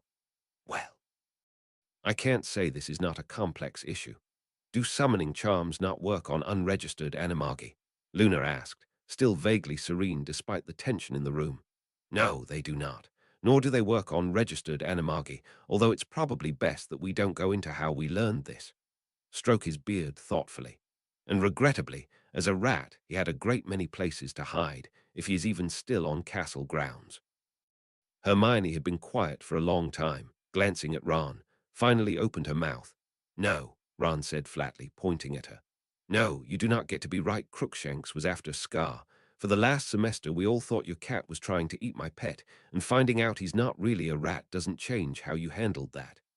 Children, please, Dumbledore sighed, raising a hand and staving off the start of another argument. I understand tensions are high. This has been a most distressing year, and this adds to it. But this, if true, changes things, he said, tapping the papers. So what are you going to do? Harry asked. If this is true, then Sirius Black is an innocent man. Until we retrieve the rat in question and verify, however, we cannot simply use this to absolve him. Could we use it to give him a trial finally? Luna asked. Unfortunately, it wouldn't help. 12 years in Azkaban would render both Veritaserum and memory examination faulty. We need to produce the accused, as it were. How, though? Harry asked. Fred and George had lapsed into silence again, suddenly stood. This is about to go against everything we believe, Fred announced. George nodded gravely. May the Marauders forgive us. Everyone had a blank look for them, which only deepened as George pulled out an old piece of parchment and placed it on Dumbledore's desk, unfolding it until it covered most of the top. "Very intriguing," Dumbledore said at last, "and very mysterious." "Very," Luna said. "Will we be learning its secrets soon?" Harry hoped so, considering they were all looking at a blank piece of parchment. Fred and George, meanwhile, were busy having a very intense, very silent debate, ending in rock, paper, scissors, which Fred lost. "All right," he sighed, pulling his wand out and touching it to the paper. "Well?" Ron asked after a long moment. "Give me a minute," Fred said. "This is painful." "Take all the time you need," Dumbledore said, bemused by it all but apparently deciding to roll with it. "Shall I refresh anyone's tea while we wait?" Fred took a deep breath, George putting a hand on his shoulder and looking like he was mourning the loss of a friend. "I solemnly swear that I am up to no good." There were several gasps as the parchment started filling up with ink, crisscrossing and dodging this way, and that until the whole was filled up with what looked like a map. And then at the top, Messrs. Mooney, Wormtail, Padfoot, and Prongs are proud to present the Marauders' map. "A map?" Harry asked, surprised. "A map of Hogwarts and everyone in it," George said. "Our greatest tool in mischief-making," Fred sighed. "Be nice to it, Headmaster." Dumbledore seemed just as intrigued as the rest of them. "My goodness," he muttered, tracing along the map until he found what he was looking for. "Oh, look at this. Here we are in my office. We notice you pace a lot in here." "Sometimes pacing helps the thinking process," Dumbledore explained. "Other times a good mug of tea, sometimes both. This is a very impressive piece of magic." "We can't take the credit here," Fred admitted. He and George then proceeded to explain that in their younger, more innocent years, Harry and Ron both snorted at that. They had snitched it from Filch's office and then proceeded to puzzle it out. "It's how we know all the secret passageways," George said. "Or at least most of them. Some odd bits will show up out of nowhere, and there's at least one room that never shows up on the map." "Very impressive," Dumbledore said. "I see Mr. Malfoy is in the library again. Good for him. And you seem to be there as well, Miss Granger. How strange." "But," Hermione said, as Ron looked at the library too, "I thought Hogwarts was supposed to be unplottable." "It is, which adds to the impressiveness of this map."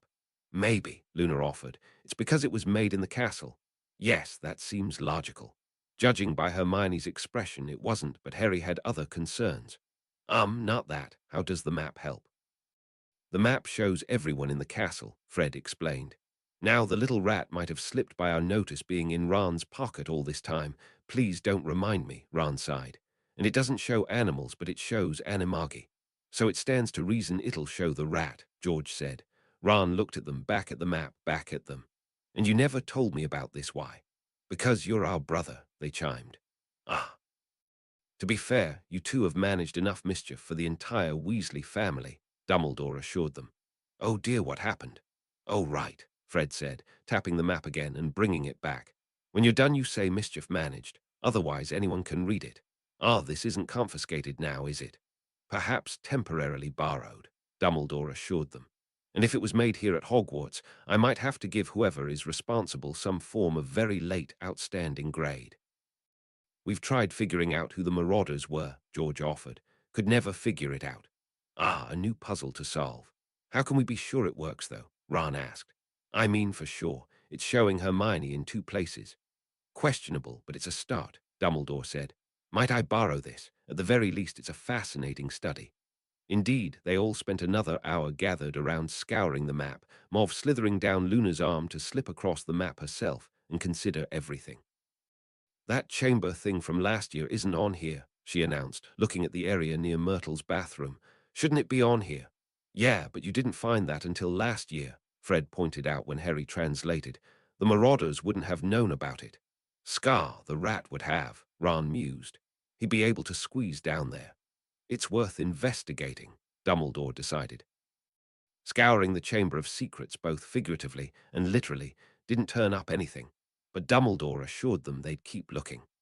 A few of the auras from last year came back, muttering to themselves about annoying unregistered animagi, which also became the topic of interest in Transfiguration, which McGonagall went over in detail about how stupid that was because of so many things that could go wrong. "Apparently it's a very complicated process," Hermione said, nose buried in a book on the subject during one of their study sessions afterwards. I wouldn't mind learning how, though, Harry said. Current issues aside, it seems cool. Agreed, Ron said. The issue of Pettigrew knee scabbers didn't get resolved in the next week or two, however, and as young minds are wont to do, they drifted on to new problems. Saturday was drizzly and wet, not really conducive to going outside, and their homework was either already done or a problem for their future selves. Hence, the plan, which had started with Seamus lamenting that there was no snow, Harry figuring that Snuffles could have pulled a sled, and Dean mentioning how he rode a sled down the stairs once. Hence, their current situation, which Snips was being very vocal in his disapproval of. I'm thinking we start on a lower flight first, Harry suggested. Just in case. Dean looked up from the sled he had transfigured from a slipper, which still had the basic shape and fuzziness of a slipper, but it would work. I mean, it already has some cushioning built in. I say go higher, Fred suggested. Yes, George added. Find out how the stairs move, pick the route that takes you from the top to the bottom, and then go from there. We should do that anyway. Sounds like the start of a grand scheme. Yes. I think we should at least test it, Neville volunteered, before we have anyone else ride in it. Snuffles, who had been very excited at this whole thing, jumped on the sled and barked. I don't feel right doing that, Harry said. Maybe we just send the sled down by itself. Won't the sled react differently with no weight? Seamus asked. We could weigh it down with books, Ron offered. I know I've got some textbooks I wouldn't mind sliding off into oblivion. After agreeing that they wouldn't tell Hermione about this, the sled was soon burdened with several copies of A History of Magic and one or two leftover Lockhart books. Ready? Ron asked. Ready, the twins chimed, grinning. Okay, Harry said, Colin hovering about eagerly with his camera. Field test 1, ready, steady, push. They watched as the sled went clattering down the stairs, sliding over the step that always tripped Neville up, and then the stairs shifted, turning to lead to a new corridor, and the sled went shooting off the exposed end to slam against the wall before clattering to the floor. So, Ron said finally, when they were all done wincing at the noise fading. That went well. Kinda glad we tested it first, Harry said. Borf, Snuffles agreed. Trying to retrieve the sled revealed that Professor McGonagall had happened on the scene and was not happy with the whole event. While I am glad you at least had the sense to not go sliding down in it yourselves, what were you even thinking? She demanded. The boys quickly debated among themselves before coming to a conclusion. We don't know, Harry reported. Professor McGonagall sighed, reverted the sled back to a slipper with a wave of her wand. Who transfigured the sled? I did, ma'am, Dean said. Kind of want it back, it's part of a pair. And what was your reasoning there? Dean shrugged. Both start with S, they're kind of the same shape. Well reasoned, she said, handing the slipper back to Dean. 5 points to Gryffindor, which should make each of you losing 5 points sting less. Their groaning was quickly shushed, and they collected their books and started heading upstairs. And Mr. Potter, Professor McGonagall said, I've told you about having that dog in the castle. Harry looked at Snuffles, then at the nearest window, then at her. I know, Professor, I just didn't feel right sending him outside to Hagrid's in this weather. Snuffles sagged and whined, doing his best to look totally pitiful, giving Professor McGonagall puppy-dog eyes until she relented. Fine, fine, she huffed, waving them off. Now the both of you shoo. Harry grinned. Thanks, Professor. Snuffles, happy barking, bounced all over the stairwells as he bounded up the steps with Harry. Success. Chapter 35, in which a better mousetrap is built. Chapter text Harry's progress with the Patronus charm had still stalled, to his frustration. The simple fact of the matter was, he didn't have a happy enough memory. Yes, he was aware that was a problem, so he planned on maybe faking it, make up a happy memory to see if that would work. Unfortunately, Professor Lupin was out sick. Again, people were debating on whether it was a sickly constitution or the Dada curse at it again. What do you think? Harry asked Snips while they were in the library. Snips yeeked, flew off, flew back, and chittered at Harry before flying off again. Harry followed, confused. Oh, this is the magical creatures section, he observed, found Snips hanging off the spine of a book. This one. Snips yeeked again, prompting Harry to take the book back to where they had been sitting. Watch as Snips flipped through the book, blink in surprise when Snips finally found what he was looking for. Werewolves? Harry asked. Snips nodded. What next? There's vampires, isn't there? Vampires exist. Yes, they did, as a quick paging through the book showed. Why did this shock him? There had been wandering with werewolves and voyages with vampires on their school list last year. Oh yeah, Lockhart, that's why. Harry didn't really suspect Professor Lupin of being a werewolf, though. That was kind of a strange thing to accuse a person of anyway, even though if you were of a suspicious bent, a lot of the symptoms fit. The fact that it was a full moon didn't help matters. So I'm just going to pass on accusing the teacher of being a werewolf, if it's all the same to you, he told Snips the next morning. That just kind of seems rude. Snips growled in frustration and refused to talk to him for the rest of the day. Pettigrew continued to evade capture as much as Sirius Black, who had not been sighted in several months now. People and newspaper articles were starting to speculate that he had skipped town, and Fudge was bragging that he saw the security around his quarry and decided against it. This had prompted another wave of angry letters demanding the Dementors be removed from Hogwarts. But in more local news, Dumbledore had apparently decided upon a new approach insofar as capturing Pettigrew was concerned. Basically, announcing at dinner one night that, since there was an appalling lack of secret events for the school to puzzle out, for which he apologized and promised to do better next year, he was going to propose a challenge of building a better mousetrap. You see, there is a very special rat that we're looking to capture alive, Dumbledore said. Ron became very interested in his potatoes. Hence the competition, although, of course, if you catch any sort of rat, that would be beneficial. Whoever caught Pettigrew won, although Dumbledore reasoned that at the end of it all Filch would be who won, since this would cut into his rat problem. A good chunk of the rest of the month saw students in the library poring over runes or spells and constructing their mousetraps, occasionally running up to the headmaster's office to ask for some clarification. By week 2, there was a sign outside the Great Hall which updated whenever some additional clarification had been elicited, such as, every rat caught was worth 10 points. The rat in question was worth 150 points, and ended the competition. Whoever got the most points won. Yes, the rats would be humanely sourced. Yes, you were allowed to improve upon your initial design. It was the sort of thing where if you didn't know just why the teachers wanted a specific rat caught, it was strange. But since Dumbledore was the one who announced it, everyone just chalked it up to his usual eccentricities. Plus it gave them something to focus on besides Dementors. The Ancient Runes class really latched onto this plan, making up different runic sequences to try to get their mousetrap, or rat trap, working better. Terence Nils actually hit upon a sequence that he ended up calling the Pied Piper sequence, which necessitated him building a bigger mousetrap. And yes, Filch was happy with this outcome. But the fact that Dumbledore had yet to announce an end to the competition after several weeks had Harry distracted and concerned, which Professor Lupin noticed. Harry, you have to be focused if you want this to work, Professor Lupin told him. I'm focused on this competition too, but you can't let it distract you right now. Right, sorry, Harry said, trying to scrape together some composite fakery that would let him get a proper Patronus. Ron and Hermione getting along properly again. His parents' killer getting caught, never having to go back to the Dursleys. Actually, that one might work. I'm never returning to the Dursleys, he told himself, readying his wand. I'm living in Diagon Alley and living my best life. It didn't feel like a particularly happy thought, though, more like something he was desperate to make true, maybe something else. Finally decided to just flat out lie. I've already done it, so I can do it. Just do it. Expecto Patronum. Harry bellowed, pinning himself behind his conviction. At this point, getting it right would be his happiest thought. Just picture it. Something big and silver slammed into the Boggart-turned Dementor and sent it scurrying back into the trunk. Professor Lupin seemed torn between baffled and excited. That was it, Harry. That was exactly it, he said, shaking Harry's shoulders a little. So what was it that did it? Ah, I just told myself I could do it, he said, shrugging. If I could do it, then I'd be really happy. I know that's kind of weird, but it worked. Professor Lupin sighed, shook his head.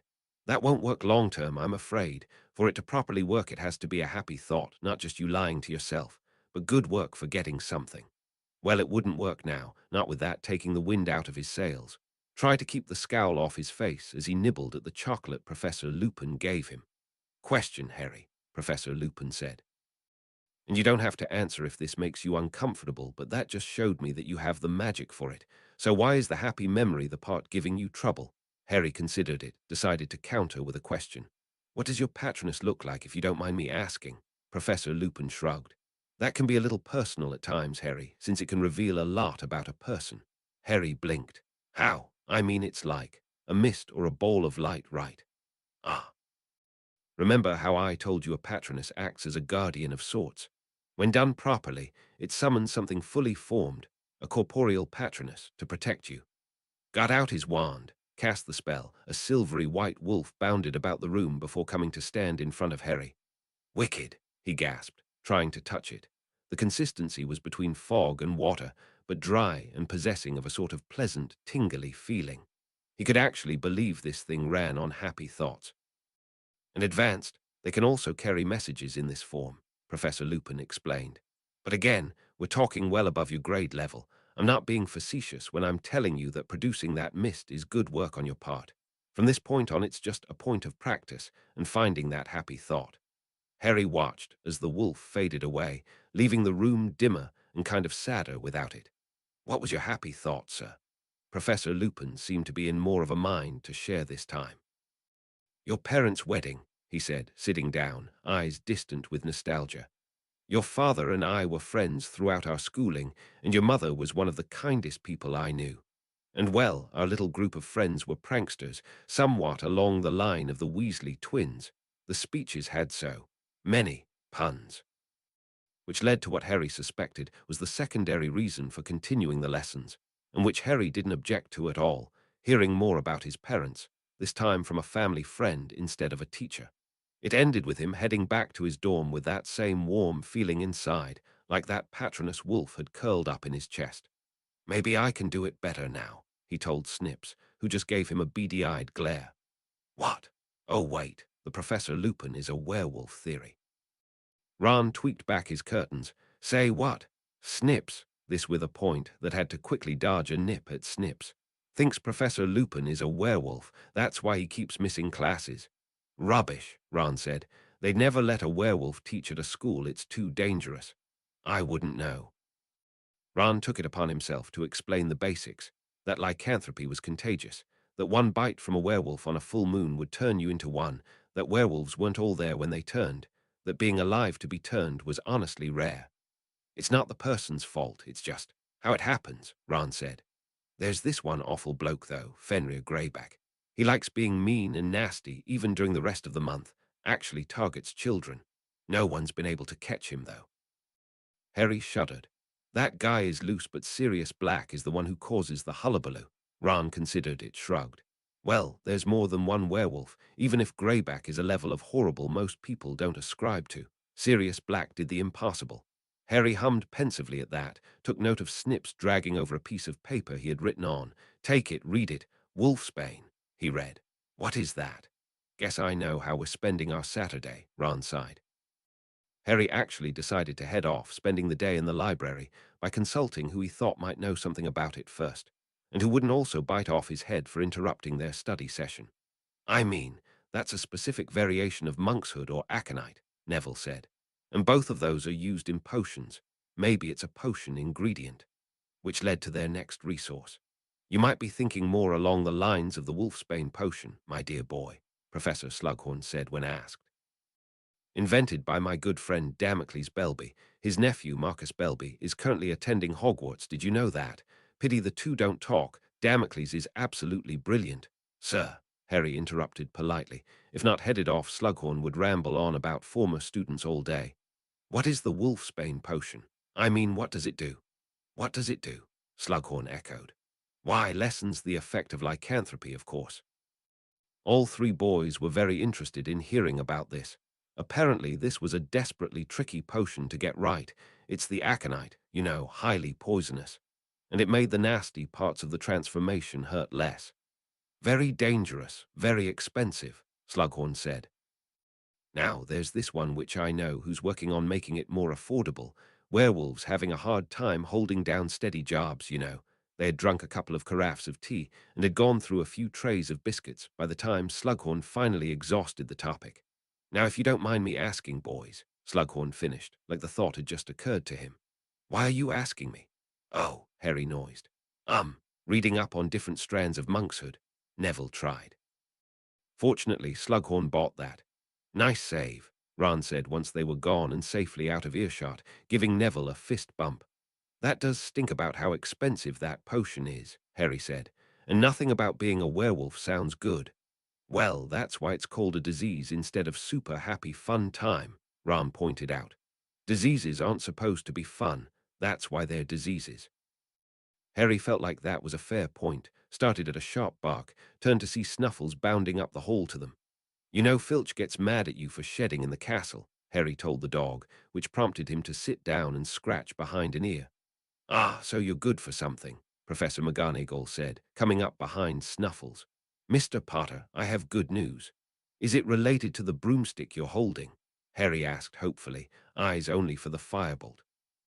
Yes, fortunately, after extensive testing, we've agreed the broom is safe to use and has not been tampered with. She held it out.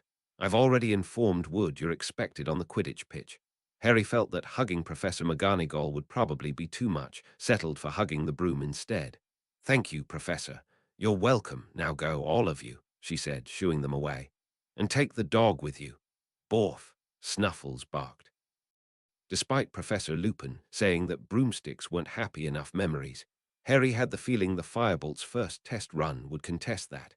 Everyone from Madame Hooch down was thrilled to death at it. Madame Hooch having a long reminisce on how the silver arrows were built similar to the Firebolts. A pity they stopped making them. For Harry, flying the broom was a dream come true. It responded to the slightest touch and whim and flew beautifully. The only way he could think to have more control over his own flight would have been to sprout wings himself. Yes, it was very good, and a very good day, only sullied by Ron sticking his head in Hermione's study corner that night and informing her that no Sirius Black had not hexed Harry's new broom. Privately, Harry thought Ron had kind of asked for the copy of Hogwarts, a history to his head. Chapter 36, in which hippogriffs help out. Chapter text midterms had come and gone, still with no sign of Pettigrew. Harry was making progress on the Patronus, if keeping a fine mist going was considered progress. Sirius Black was no longer a topic of interest, mostly because Hermione walking out on divination and not returning had blown all other news out of the water. Speaking of, Harry was still trying to get Ron and Hermione back on speaking terms. I'm not sure why you're bothering, Malfoy said to him as they left breakfast Saturday, Harry off with Neville to help Professors Sprout and Slughorn harvest potion ingredients for extra credit, and because it was interesting, Malfoy heading for the stables to tend to Buckbeak. They decided they don't get along. Every time you try this, you get your head bit off. Let it go. It just feels like a thing I should do, Harry said. Malfoy huffed and headed for Hagrid's. You feel like you should wear those sweaters too. That doesn't mean you should. What's wrong with my sweater? Harry asked, looking at it. Little petals had been stitched on that opened and shut depending on the light level, and Harry had been entertaining himself by flipping his robes back and forth to watch the effect. Some people have no taste, Neville said, leading the way to the greenhouses. And when did we get chummy with Malfoy? I'm not sure, Harry said. I think it started last year, but the hippogriffs really helped. By then they had reached the greenhouses, and their time was preoccupied by learning a bit more about the plants that went into various potions, and why they needed to be picked on this particular time, and this particular way, and why this one should only be picked when you were wearing a wool sweater. Harry and Neville had to check each other's tags, and by lunchtime they were hungry and dirty and feeling vaguely enlightened.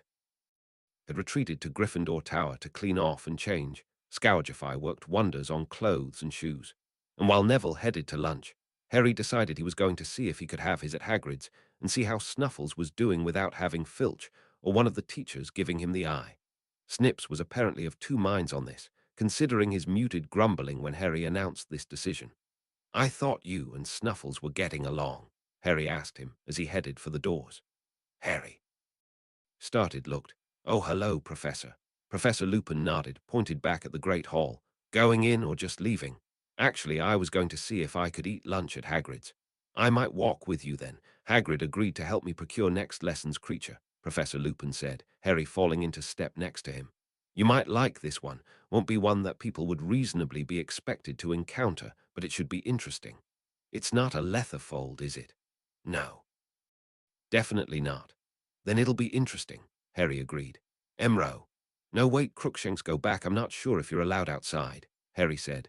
Looking at the furry orange cat, said cat gave him one of those long-suffering cat looks before proceeding to do what he wanted anyway. Sorry, Harry, not even wizards can make a cat do what they want, Professor Lupin said, laughing a little before watching Crookshanks go down to Hagrid's. Funny, your parents used to have a cat similar to that. I heard they had a dog too. How many pets did they have? Dog, Professor Lupin asked, looking thrown. Well, see, the thing with the dog is, what the thing with the dog was cut off by Snip's shrill shriek, startling Harry and Lupin before launching off of Harry's shoulder. Something in the grass shifted, bolted, something small and grey. Hey, Harry barked, running after it. Professor, sorry, important. Wait, was that Harry now? And then things went a little crazy. Buckbeak was having a very satisfying day, all things considered. The boy that Hagrid had been having assist with taking care of them had come early, bowed deeply and properly, had taken care of all of them nicely with hay and tasty ferrets, and was now doing a thing they both liked, brushing Buckbeak down. This was a good thing, and Buckbeak made pleased sounds as he rested his head on the nearby fence, half listening to the boy talk about this and that, and the other while he turned over very important things in his own head. Now Buckbeak had been debating about this for quite some time. Yes, the boy was proud and willful, but he showed the proper amount of awe and respect, was very attentive. Yes, perhaps he could adopt. It would be nice to have something he wasn't sharing with the rest of the flock. And for such reasons, the cat and the dog had inducted him into the Familiars Club, had filled him in on the rat that was such a problem, and made his hackles raise at the thought. Drat it all, no one letting him keep his boy here, in the stables where it was properly safe, and he could keep an eye on him. News of an evil rat had sent the whole flock constantly stomping on their hay and straw to dislodge any potential vermin, in other news, and constantly confused Hagrid, who was trying to puzzle out if they were dissatisfied with their food and bedding. But the point was, he had decided that this boy was his, and therefore when the other very respectful boys started running their way and yelling, the teacher that smelled like wolf running after him, his first thought was that the boy was being pursued and that this was a problem. Except the little bat that stayed with that boy was flying ahead and shrieking when he really should be heading the other way, which was when the dog and Fang both sat up, the cat pausing in its licking to look.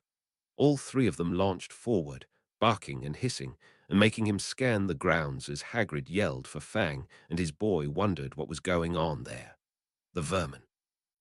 The vermin that was potentially dangerous to his boy, and which was about to meet a very gory and very satisfying end, at least for Buckbeak. Wait, Buckbeak, now. His boy yelped, unable to catch him before he vaulted the fence. Wings spread as he galloped for the little blur of grey, busy screaming in alarm about the dogs. Screeching reached a new crescendo as Buckbeak stomped down, stamping and clawing and trying to hit the little noisome ball of fur. Maybe he wouldn't eat it when he was done. Claws and hoofs churning up the sod as the dogs tried to snap at it, and the bat clung to his neck feathers, and the cat darted past them. Look out! The little bat screeched, prompting them all to look up. The vermin had run for the whooping willow, which was now bearing down on them with branches thicker than Buckbeak's chest. Flinch back, ready to bolt, the tree froze. Blink, look at each other, back at the wizards who were still running and waving their limbs, over at the tree. The cat was standing at the base, a paw on a nut. Don't let it get away. It screeched, reminding them of the more pressing matter at hand. Looked down to find the ball of grey fur gone. There. Fang barked, spin to see it fleeing for the forbidden forest. 2 dogs and 1 hippogriff ran after it, snarling and snapping. It was going to get to the trees. It was going to escape. Buckbeak. Look up at the distress in his boy's voice. Start to skid. Caught a flash of orange out the corner of his eye. The cat. It was going after the rat, the little bat following, owls arcing overhead. The cat was no longer holding the whooping willow at bay. Buckbeak reversed course as the creaking started back up again, entirely focused on one thing. Hit his boy in the chest with his head. lifting him up as he instinctively clung on, still galumphing hard in the other direction. The very respectful boy was still running. How could he take care of both? The teacher that smelled like a wolf had his stick out, was pointing at the whooping willow and yelling nonsense that probably meant I have a stick, and am therefore a tree too. The creaking stopped. Hagrid caught the very respectful boy. Buckbeak finally felt safe stopping next to Hagrid, lowered his head so his boy could tumble safely to the ground. Said boy was distraught as he stood. "What's the matter with you? Are you crazy?" Said boy might be his boy, but there were rules, and chief among them was that hippogriffs must always be respected. Bowl him over, put a paw to his chest to remind him of this fact. Nuzzle, when he saw wetness leaking out of his face, knew that this had been beak-snapping born of worry. "What happened?" Hagrid demanded. "What got into Tharlato, M? Right. The vermin. Turn." The whooping willow had believed the teacher that smelled like a wolf when he told it that he was a tree too, Fang hemmed in by quickly growing vines and barking at the forest, the other dog that smelled like a person tied up in vines and whimpering. The vermin was long gone, the cat and the bat and maybe the owls after it. Professor Lupin. The very respectful boy protested as the vines vanished from around Fang, but not the other dog. "Aren't you please untie Snuffles?" "Snuffles?" The teacher that smelled like a wolf repeated. "No, no, wait a minute. I know this dog, and that was a rat they were chasing, and what? That was the rat, wasn't it?" he asked the dog, who nodded frantically. I need a minute." Buckbeak clicked his beak, nuzzled his boy when he got up again, this time engaging in proper behavior and holding on tightly to his neck in a hug. The vermin had escaped, for now, but his boy was staying in the stable with him tonight. Chapter 37, in which marauders are identified. Chapter text. So Harry was not thrilled about losing Pettigrew, less thrilled about Professor Lupin insisting on levitating a bound, Snuffles up to Dumbledore's office despite Harry, Hagrid, and even Malfoy pointing out that he was a good dog. Harry had only paused long enough in his pursuit to stick his head into the great hall and call for Hermione and Ron to come with him. It was only when they got to Dumbledore's office for the headmaster to comment on such a party that he noticed they had a small following. "It seemed important," Luna said. "I was following Luna," Neville said, pointing. "We're invested," Fred said. "And we needed a break from our little family squabble," George added. "Edmund, Hubert, and Donald are a little cross with us for revealing a certain piece of paper."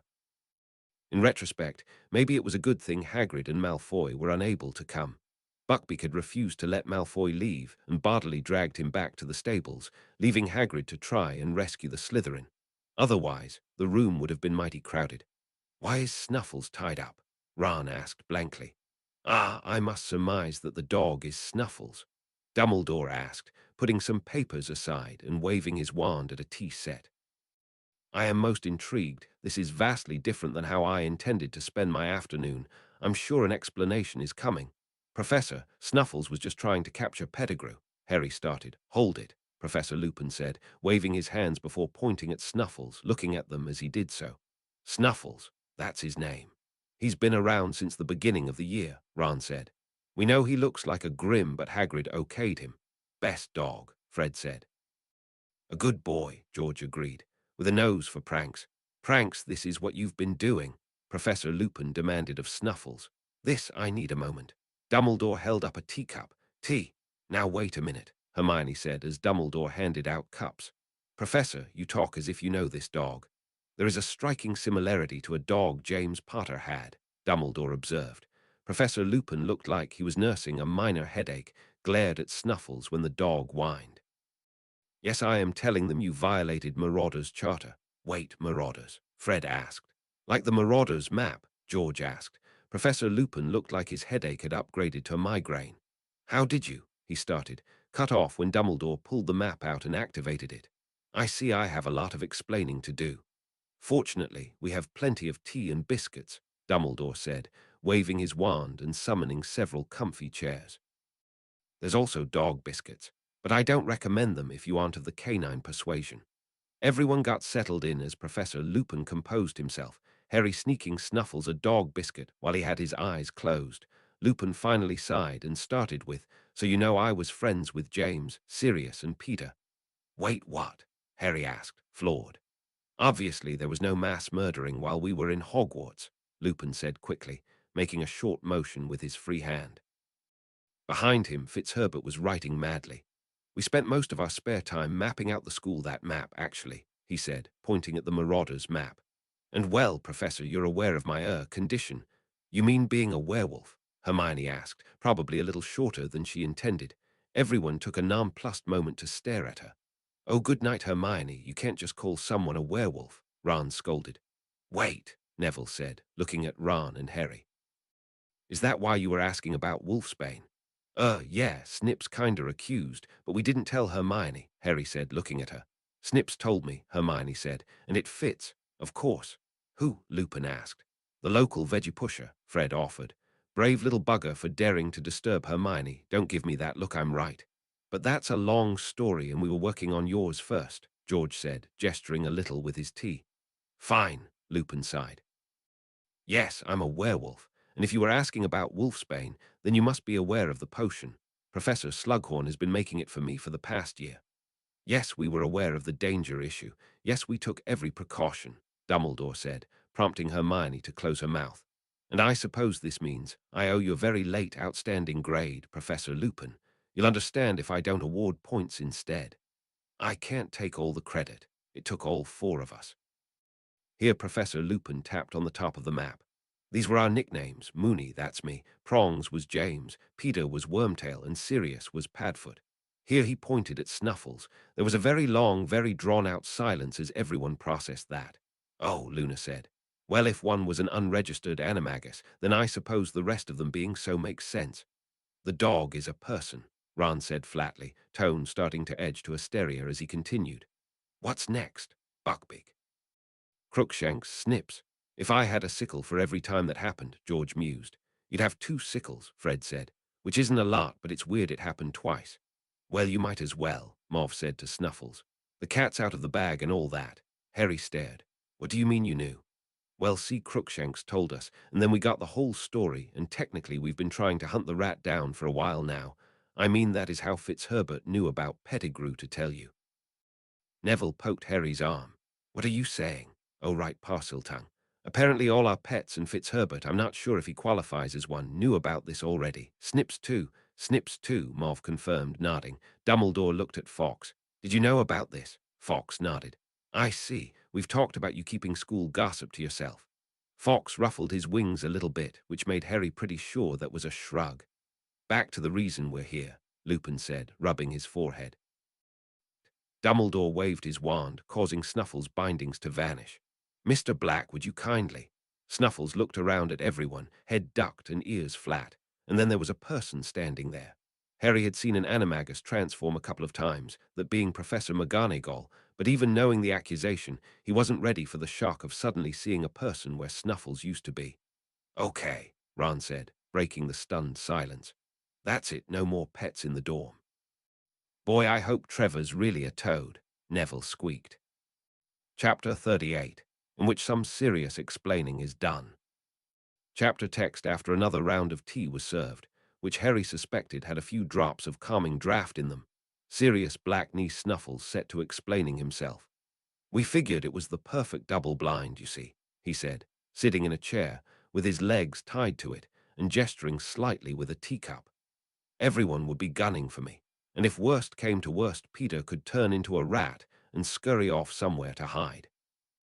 No one knew we were animagi, so no one would know to look for a rat, and no matter how much they tortured me, the obvious choice, I could never give away the location because I wasn't the secret keeper.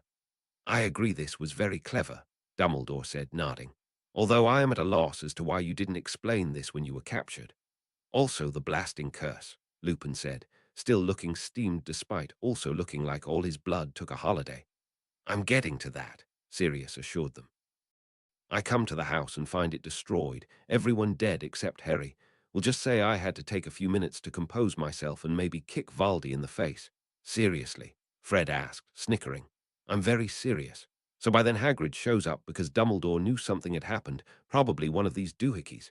A couple of doohickeys, actually, Dumbledore said, pointing several out. But we can discuss them later. Right. So I give Hagrid my bike and go after Peter. Question, why? Ron asked. Because no one else knew we had switched. That was the point of switching. I figured he was in some dungeon being tortured, but no. I find him perfectly fine to discover that he had gone straight to Valdi as soon as the Fidelis charm had been cast. And yes, I was totally ready to blow him up, but he beats me to it. Yells for the whole street to hear that I was the secret keeper and betrayed the Potters, and then cast the blasting curse that killed all those muggles.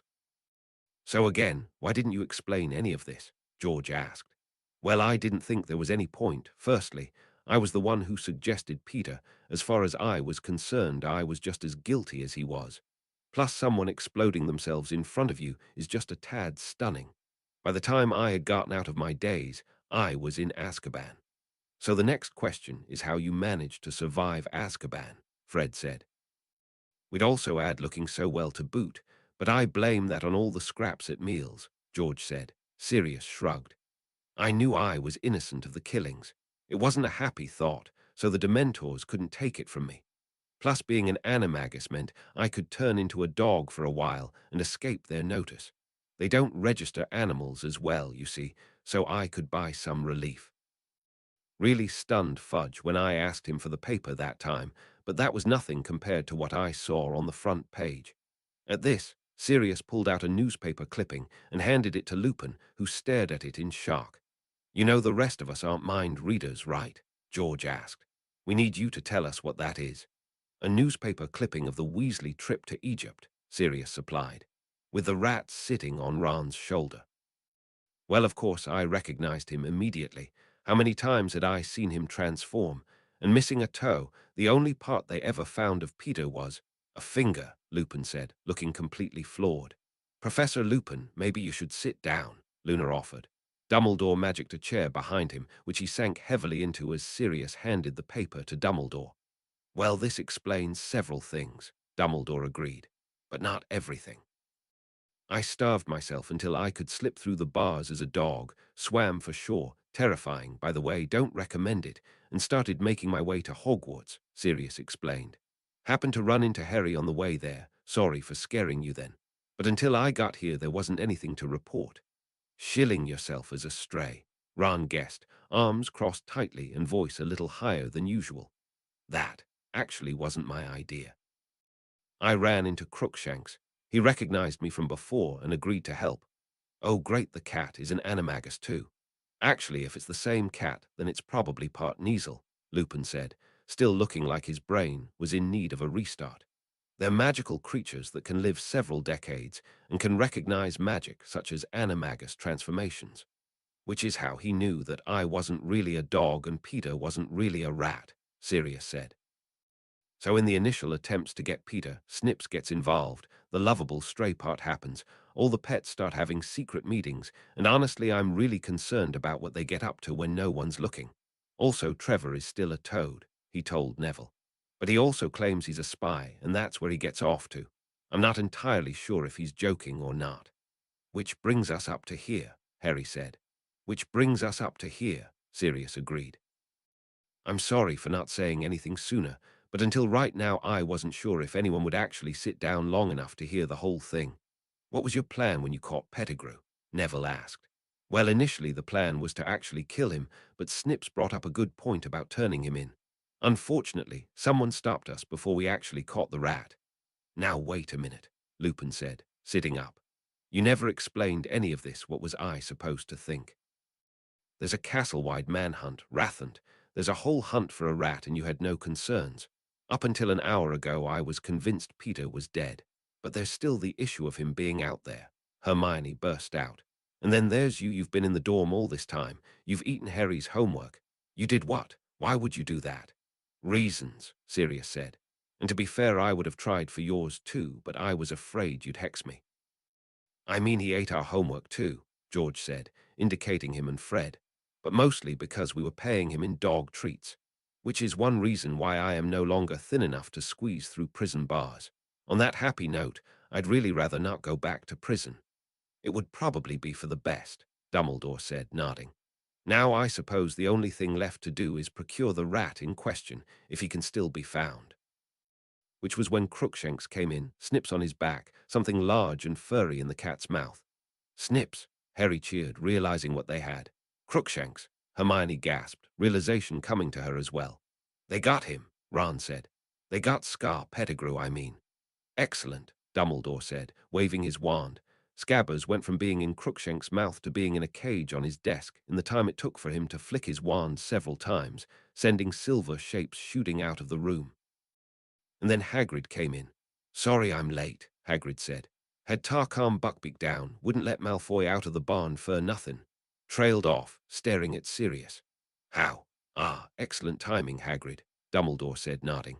I need you to escort Mr. Black here to the infirmary. I'm sure Madame Pomfrey will be wanting to conduct an examination, and we don't need an attempted murder. Those do things to the rug, and I rather like this one. That's fair, Sirius admitted, standing as the ropes were vanished. Tapped Lupin as Scabbers started panicking. You owe me looking at these memories later. Oh, you really want to get started on who owes what? From what I understand, you've eaten at least 3 months' worth of homework. Yes, I'm fixating on that first. I have to unpackage this starting with what I can handle, Lupin ranted. I also think Professor Lupin needs more tea, Dumbledore decided, pouring him another cup. As for the rest of you, I am forced to use the excuse that the room is about to get mighty crowded as a means to excuse you from what I am certain will be a very messy affair.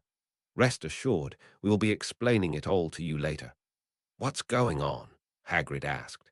We'll explain it to you later, Harry assured him. Chapter 39, in which rules are slightly bent.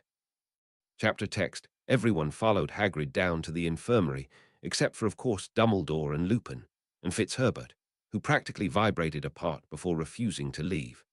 And I quote, "My time has come," Mauve explained, which was fair, because it took all of them to explain everything to Madame Pomfrey and Hagrid, the latter of which had carried Sirius to the infirmary by the scruff of the neck, and the former of which looked set to hex Sirius first.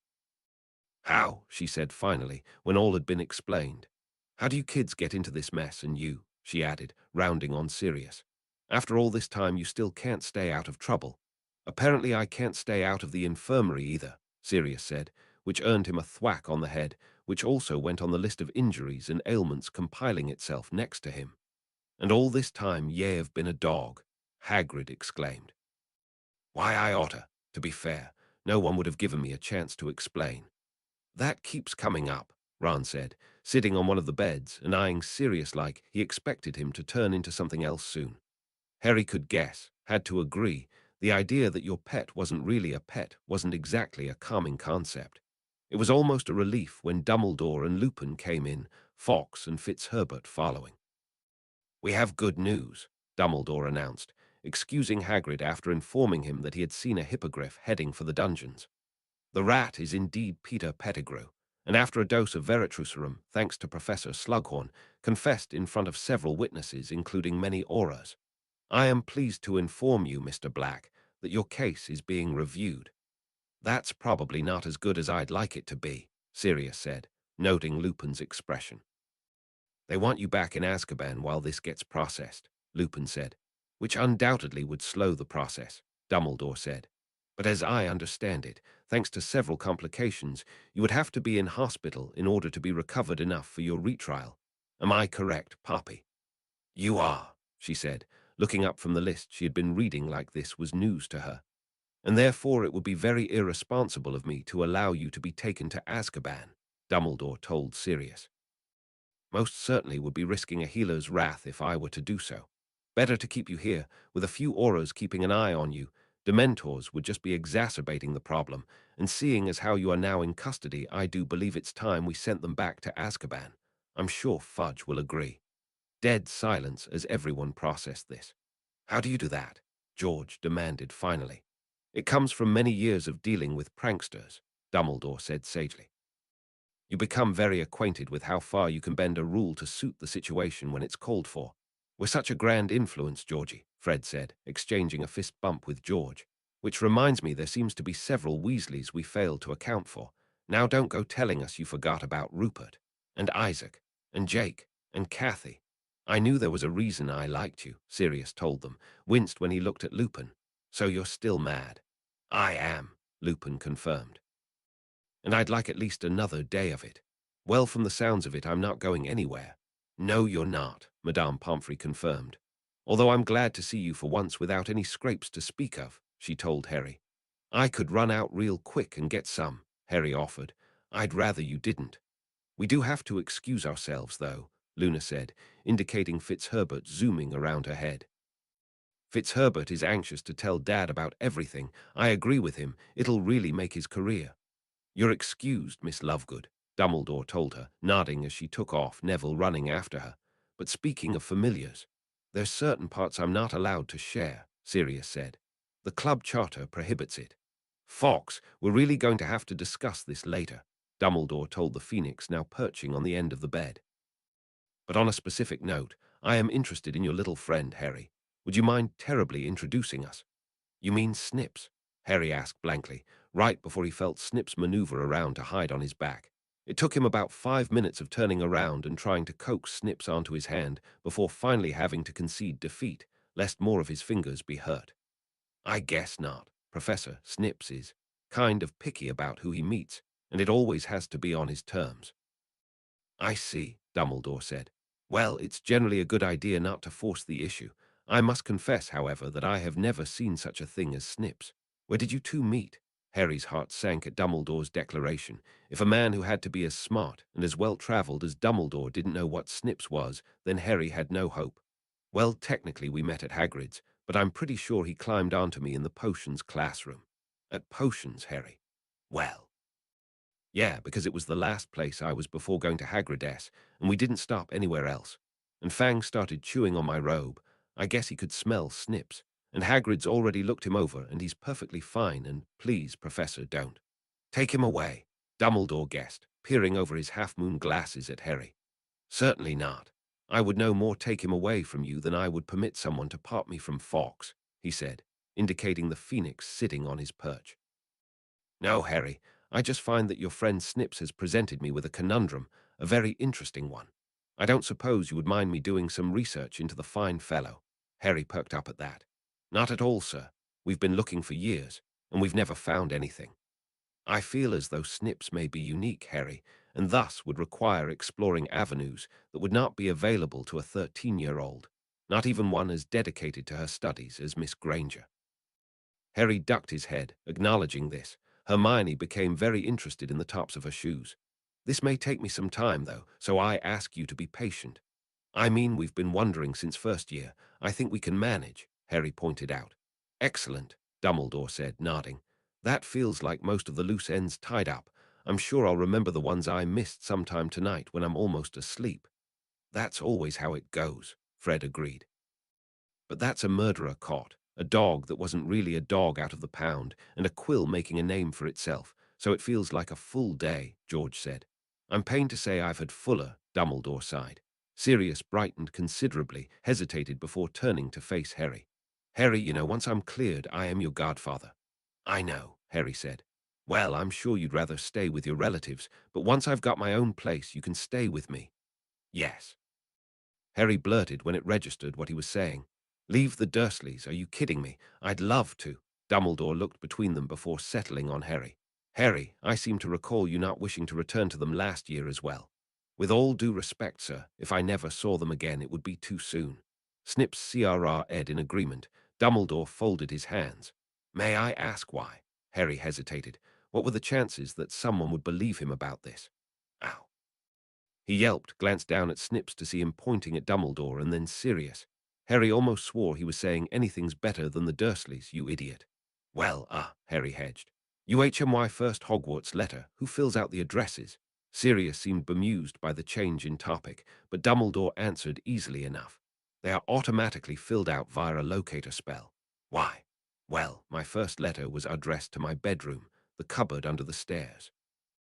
Dumbledore's expression remained impassive, but Sirius looked like he thought Harry might be joking. Please tell me it was an extremely spacious cupboard, Sirius said finally.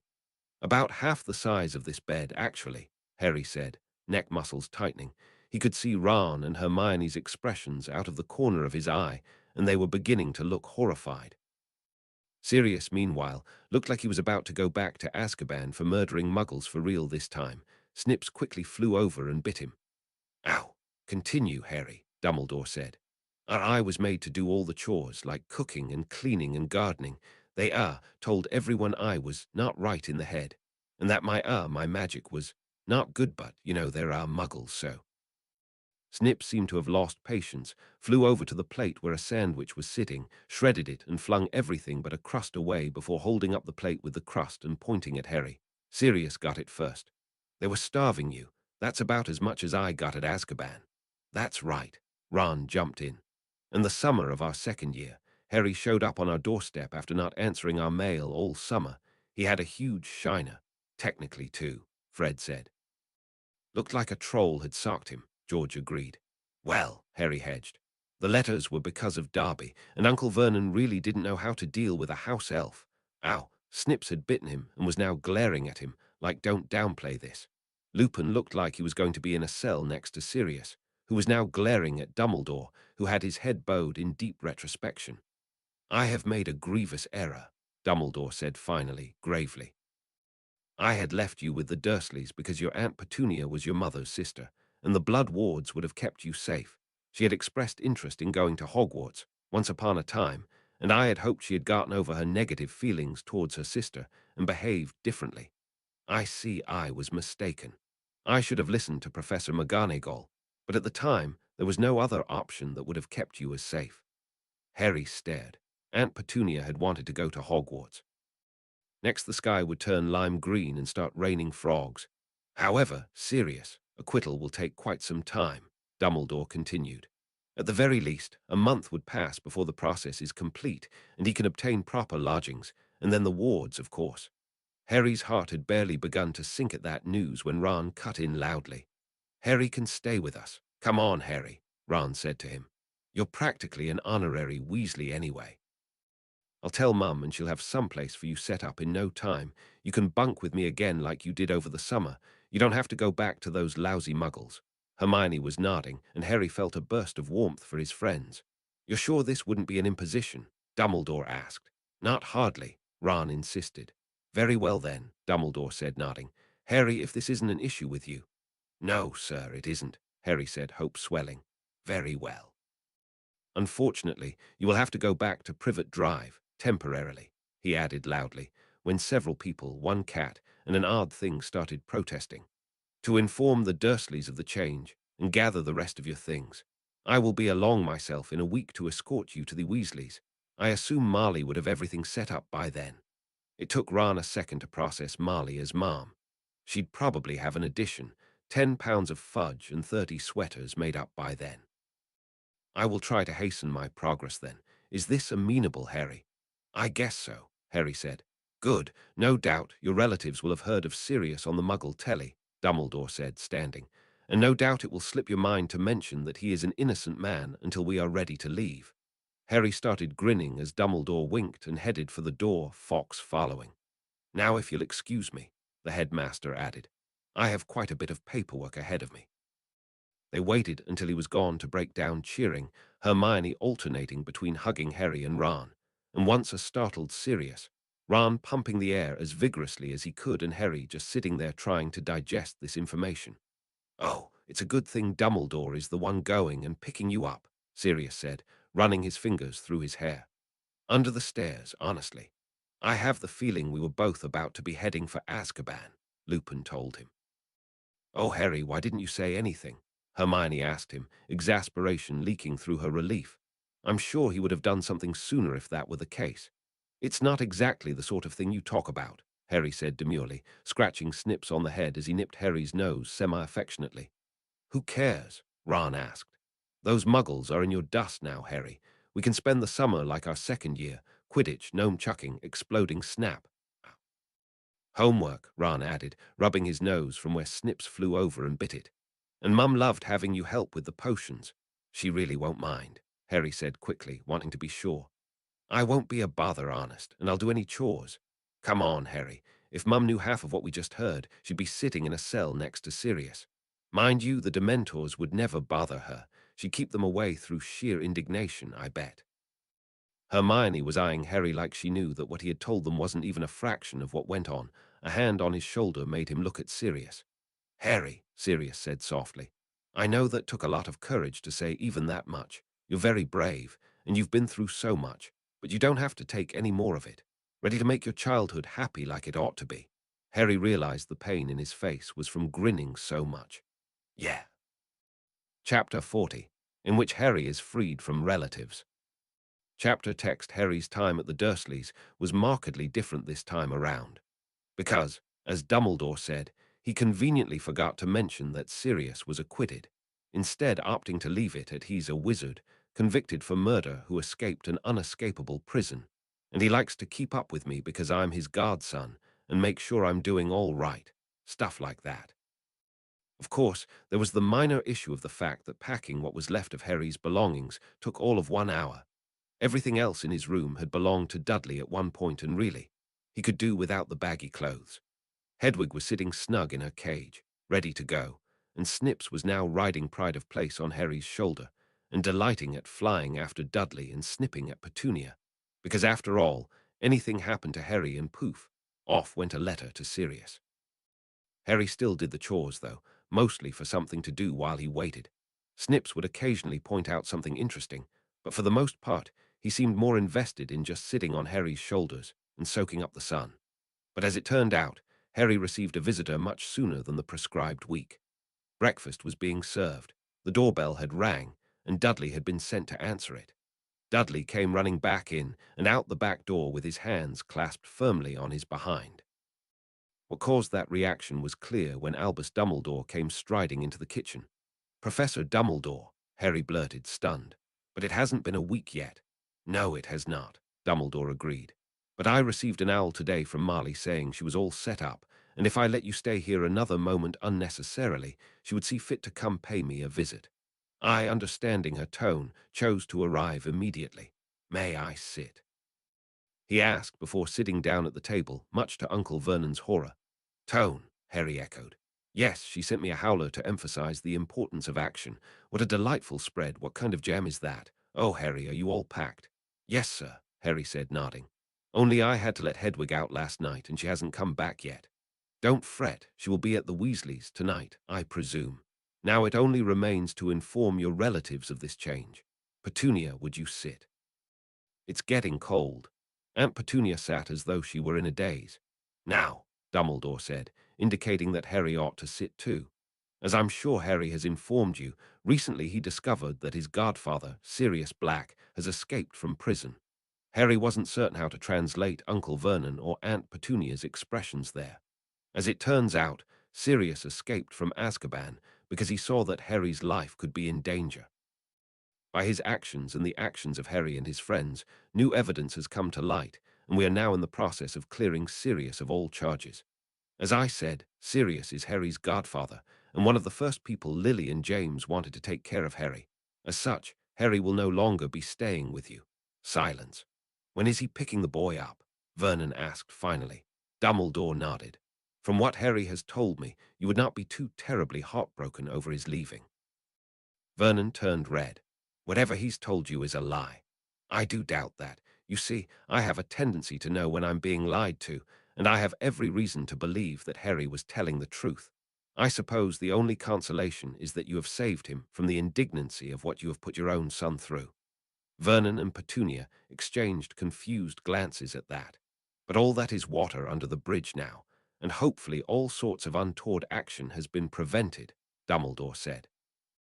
"There were several people who looked upon your treatment of your nephew very unkindly. It took a lot of convincing to dissuade them from coming here with all sorts of nasty curses leveled your way." Harry didn't realize his aunt and uncle could go paler. "Anyway," Dumbledore said, turning to Harry, "I'm not certain if you've had breakfast yet, or if you'd rather have it at the Weasleys." "Let me get my stuff," Harry said, bolting for his room. By the time Harry came back down with his trunk and other sundries, Dumbledore was standing by the door with Aunt Petunia and Uncle Vernon peering into the hall. "You will of course be wishing your nephew well," Dumbledore asked them. "After all, it's likely you'll never see each other again." "They don't really have to," Harry started, was cut off by Snips growling at him. "Ah, bye, then." There might have been some noise that could have been goodbye, or maybe something like Mimblewimble.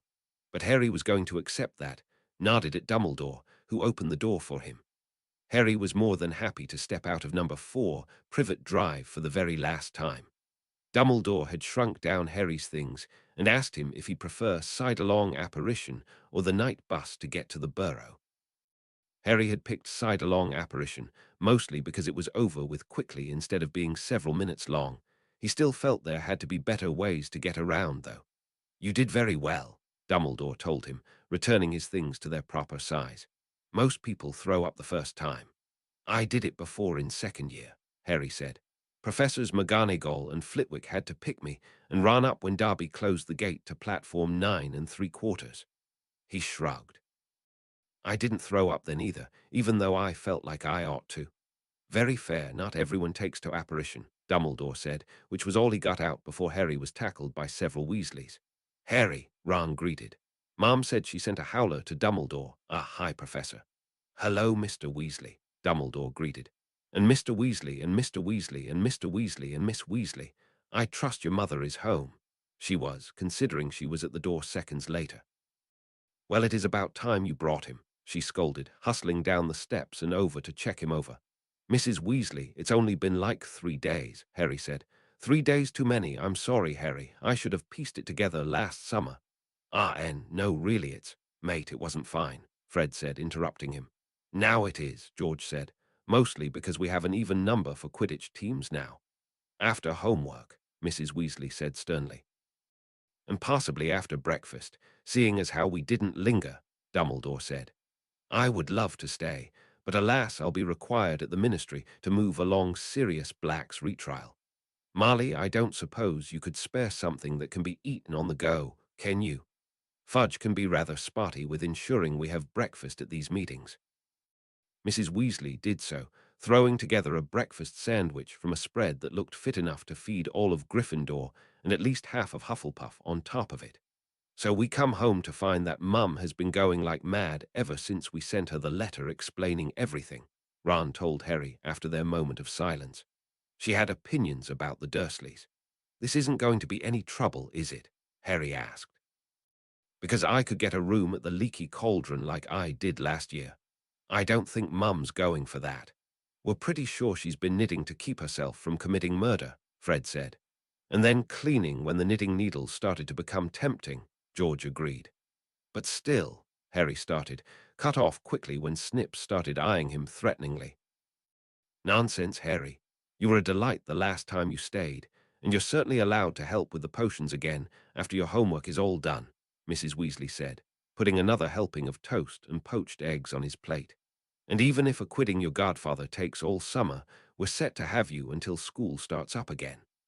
And we'll find something to keep these two preoccupied while you finish your homework," Percy said, eyeing Fred and George.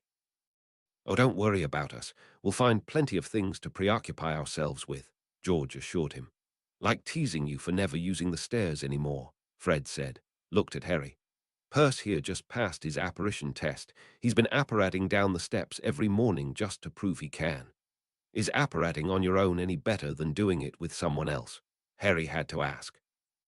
"Not if you splint yourself, but that only happens when you don't properly visualize your destination and commit," Percy told him, which then necessitated explaining splinching, which cemented Harry's desire to limit his magic-based travel to brooms from now on. Harry quickly learned that he, Ron, and Ginny were the only ones who had homework. Fred, George, and Percy were awaiting the results of their owls and newts, respectively, and therefore had nothing to do as far as homework was concerned. Percy, of course, was done with Hogwarts, but in Fred and George's case, there was no point doing homework for a class you didn't know if you get back to. Mrs. Weasley, of course, found them plenty to do. So for the next couple of weeks between arriving at the Weasleys and the exam results arriving, Harry found an easy routine of wake up, eat breakfast, do some chores outside with the rest of the kids, eat lunch, do homework, eat dinner, and then join the others in front of the wireless and listen to Quidditch matches or the news. Said news involving Sirius Black and Peter Pettigrew quickly became widespread, to the point that the news hardly covered anything else. A ministry official going missing was relegated to other news, and while Mr. Weasley expressed some concern, he also admitted that he knew the person and she was notorious for being terrible with directions. Hopefully she'll turn up. Quidditch, meanwhile, was exciting for the fact that England would be hosting the final, which made all the United Kingdom teams failing to win more than a little disappointing. Herbology and potions were fun in that in some cases they were able to go outside and find the plants and ingredients in question, and Mrs. Weasley was fine with them browsing through her pantry so long as they didn't mix anything up. Astronomy was fun too. Since the burrow didn't have any light pollution, they were able to go out at night and map the stars until the mosquitoes and Mrs. Weasley sent them back in. Charms and transfiguration didn't have much in the way of such practical applications, although living in a wizarding household meant they could practice a few simple spells so they didn't get rusty. History of magic they kept putting off, mostly because none of them had ever been able to stay awake in the class. So glad we don't have to do that anymore, George said. Defense involved researching 3 dark creatures, writing down where they might be expected to encounter them, and then what their weaknesses were and how to counter them. Care of magical creatures involved researching a magical creature from their copy of the Monster Book of Monsters or Fantastic Beasts and where to find them, and then writing about their behavior, environment, and how to care for them, which did cause some questioning. I mean, the easy answer is gnomes, Ron said, looking out at the thin line that was sneaking over the garden wall again. But considering they kind of qualify as a magical pest. We could write about Snips, Harry pointed out, causing Snips to turn up his beak and flutter over to where Ginny was still working on her transfiguration homework. Snips isn't in either book, though. And then there's the ghoul in your attic. Again, I say pest, Ron said, flipping through his monster book again. Look, here's an idea. We pick a creature that we think would be cool as a pet, and then we do it up and make it like, researching getting one and whether or not it'd be worth it. What Malfoy did with Buckbeak, Harry said, recalling how the Slytherin had gone down cheering when Hagrid, Slughorn and Dumbledore had approached him at the end of the year and said that his mother had agreed with their findings and signed off on Buckbeak going with him. Malfoy's assignment was totally going to be about hippogriffs. Harry was almost certain. That wasn't what I had in mind, but it works, Ron said. Mostly I'm wondering about a replacement pet. Puffskins seem cute, Ginny put in. Ginny, if I got a puffskein, I'd never see it because you take it. I mean, maybe, she admitted. Maybe if I get a bunch of owls like Percy did, I can have one. Percy got an owl for how well he did on his, which was when a very handsome owl swooped in and delivered everyone's marks and school lists. Percy practically dove for his, ripped it open, and scanned it multiple times before sagging into a nearby chair in relief. Is that good or bad? Harry asked him. It's finally over, Percy sobbed. Now you have to get a job, George told him. Chapter 41, in which luncheon is had. Chapter text. Most of the rest of the summer passed by in a happy blur after the homework was done, Harry helping with some of the household potions and occasionally trying out a new one. Mr. Weasley succeeded in getting them tickets to the Quidditch World Cup, so there was that to look forward to, and they were able to walk down to the Lovegoods several times and chat about the Quibbler. There had been a deluxe-sized edition released at the beginning of summer related to Sirius Black and Peter Pettigrew, and it had been entertaining for all that went into it, including a list of suspected unregistered animagi. A reporter by the name of Rita Skeeter was being accused of being a mosquito, and the undersecretary to the minister was accused of being a toad, and a tell-all of the escapades of magical familiars, including a postulation of a secret society of familiars and a secondary city network in the pipes and walls of Hogwarts that the house elves were in on. Now, with the trials finally over, they had one last issue they were going to use to cover it, and then they were moving on to new topics, hence Luna and Fitzherbert in the Weasley backyard that day attempting to interview the gnomes, who seemed charmed enough by the notion. You know she lives down the road, right? Ron asked. You can go be in her yard. I understand muggles make little gnome houses to put in their yards, Luna said. Perhaps they secretly have special powers, or good luck. Harry was trying to figure out a nice way of explaining to Luna that muggle concepts of gnomes were wildly different than the magical reality, was interrupted by a big black dog clearing the garden wall and bounding for him, barking happily and sending the gnomes scattering. Snuffles, Harry squawked, right before he got bowled over. No, wait, serious. The dog bounced back, barking a few times, was Sirius Black sitting there a few seconds later. "Hey, Harry and Ron and Luna, having a nice summer?" "Yeah," Harry said, looking him over. Sirius had been ragged-looking and in prison clothes the last time he saw him, even with spending the months prior eating his weight in table scraps. But now he was nicely cleaned up and in new clothes, denim tastefully torn in the new fashion. "You look better." "I admit I really had nowhere to go but up," Sirius said, which was when Remus Lupin reached the garden wall, out of breath and pointing at Sirius. You bad dog," he managed finally. "I might have made him run from where we apparated." "Why didn't you apparate closer?" Harry asked. "It's a courtesy thing, gives people enough time to pretend they're not home." Harry looked blankly at Ron. "Some wizards have little items that tell them when someone's coming up the lawn," Ron explained, which was when Mrs. Weasley stuck her head out. "Ah," she noised. "I was wondering when you turn up. Come in, lunch is ready. Honestly, you're as skinny as Harry." "I'm told the term is svelte," Sirius said, standing.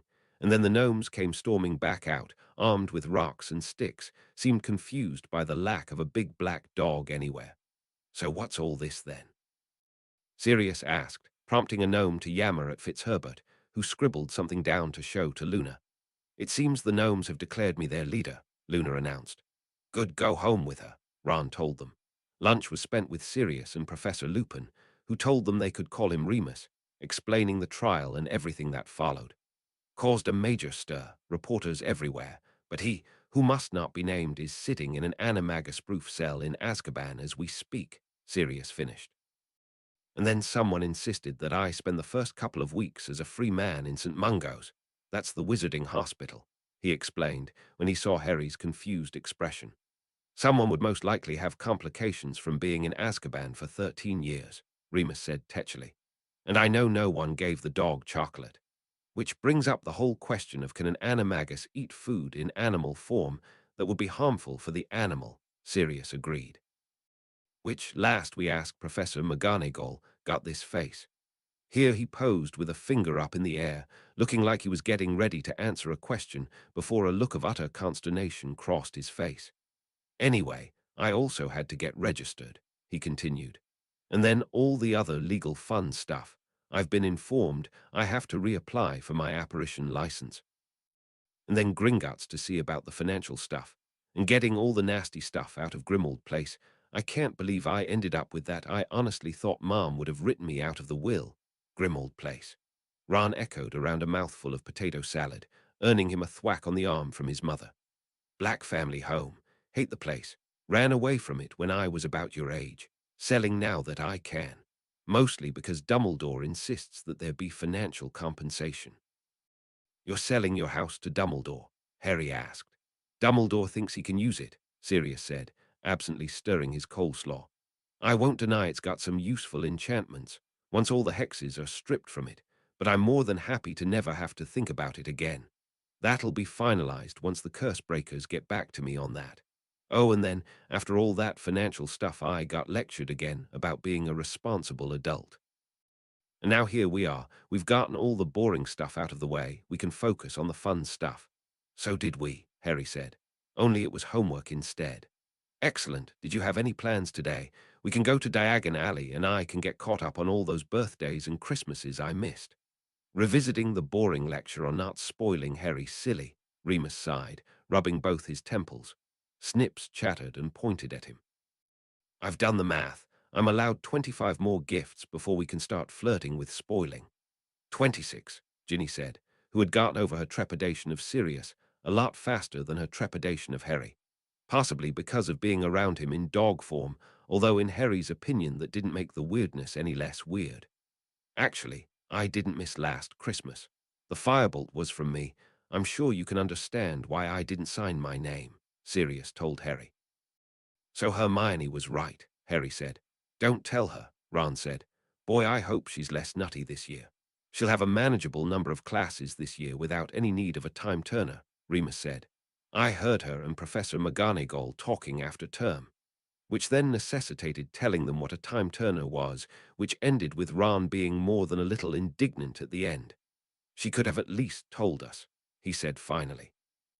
"She drove me batty with that schedule of hers. Time travel would have made more sense."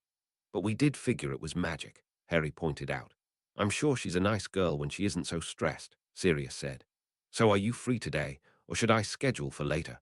I only really have one major commitment in the coming months, outside of certain monthly events. Wait until tomorrow, so you have the whole day, Mrs. Weasley advised, filling his and Remus's plates again before moving to Harry's. Do you have any sleeping arrangements? I'm sure I can transfigure a few of the living room pieces into beds. Actually, as a part-time dog, I've been eyeing that rug in front of the fireplace there. At least let me transfigure it into a dog bed. What about you, Professor? Harry asked Remus, not quite able to shake that title just yet. Will you be coming too? I will, he confirmed, as the other two adults had a semi-serious discussion about sleeping arrangements until Sirius turned back into a dog and flopped down on the rug. Mostly because, as I said, I'll be needing to make sure Sirius behaves himself, which is fair enough. I'll be needing a full-time job since I lost my old one.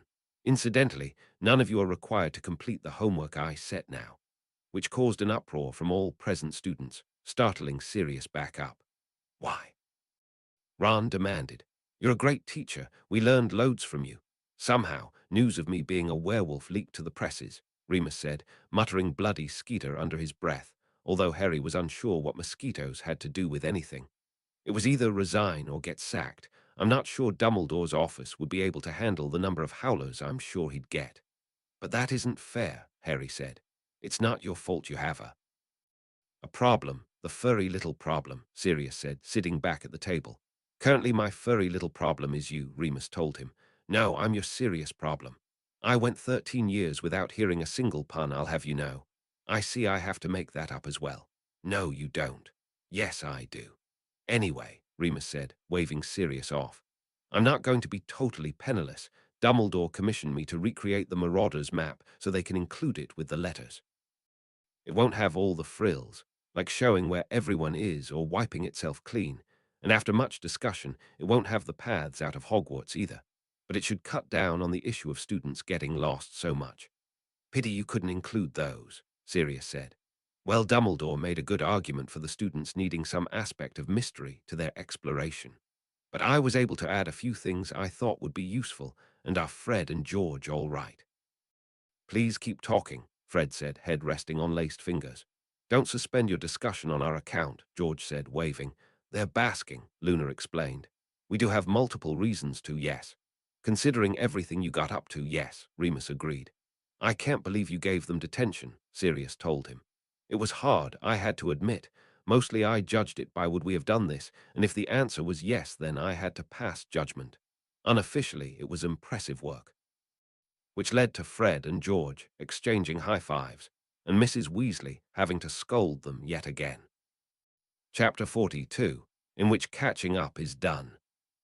Chapter text lunch ended with Luna leading her new army of gnomes back home after having an extended discussion with Remus, Ron happily waving the gnomes farewell. Hopefully they won't come back, Ron said. The gnomes, I mean, not Luna. Although I do enjoy tossing the little tossers, Fred mused.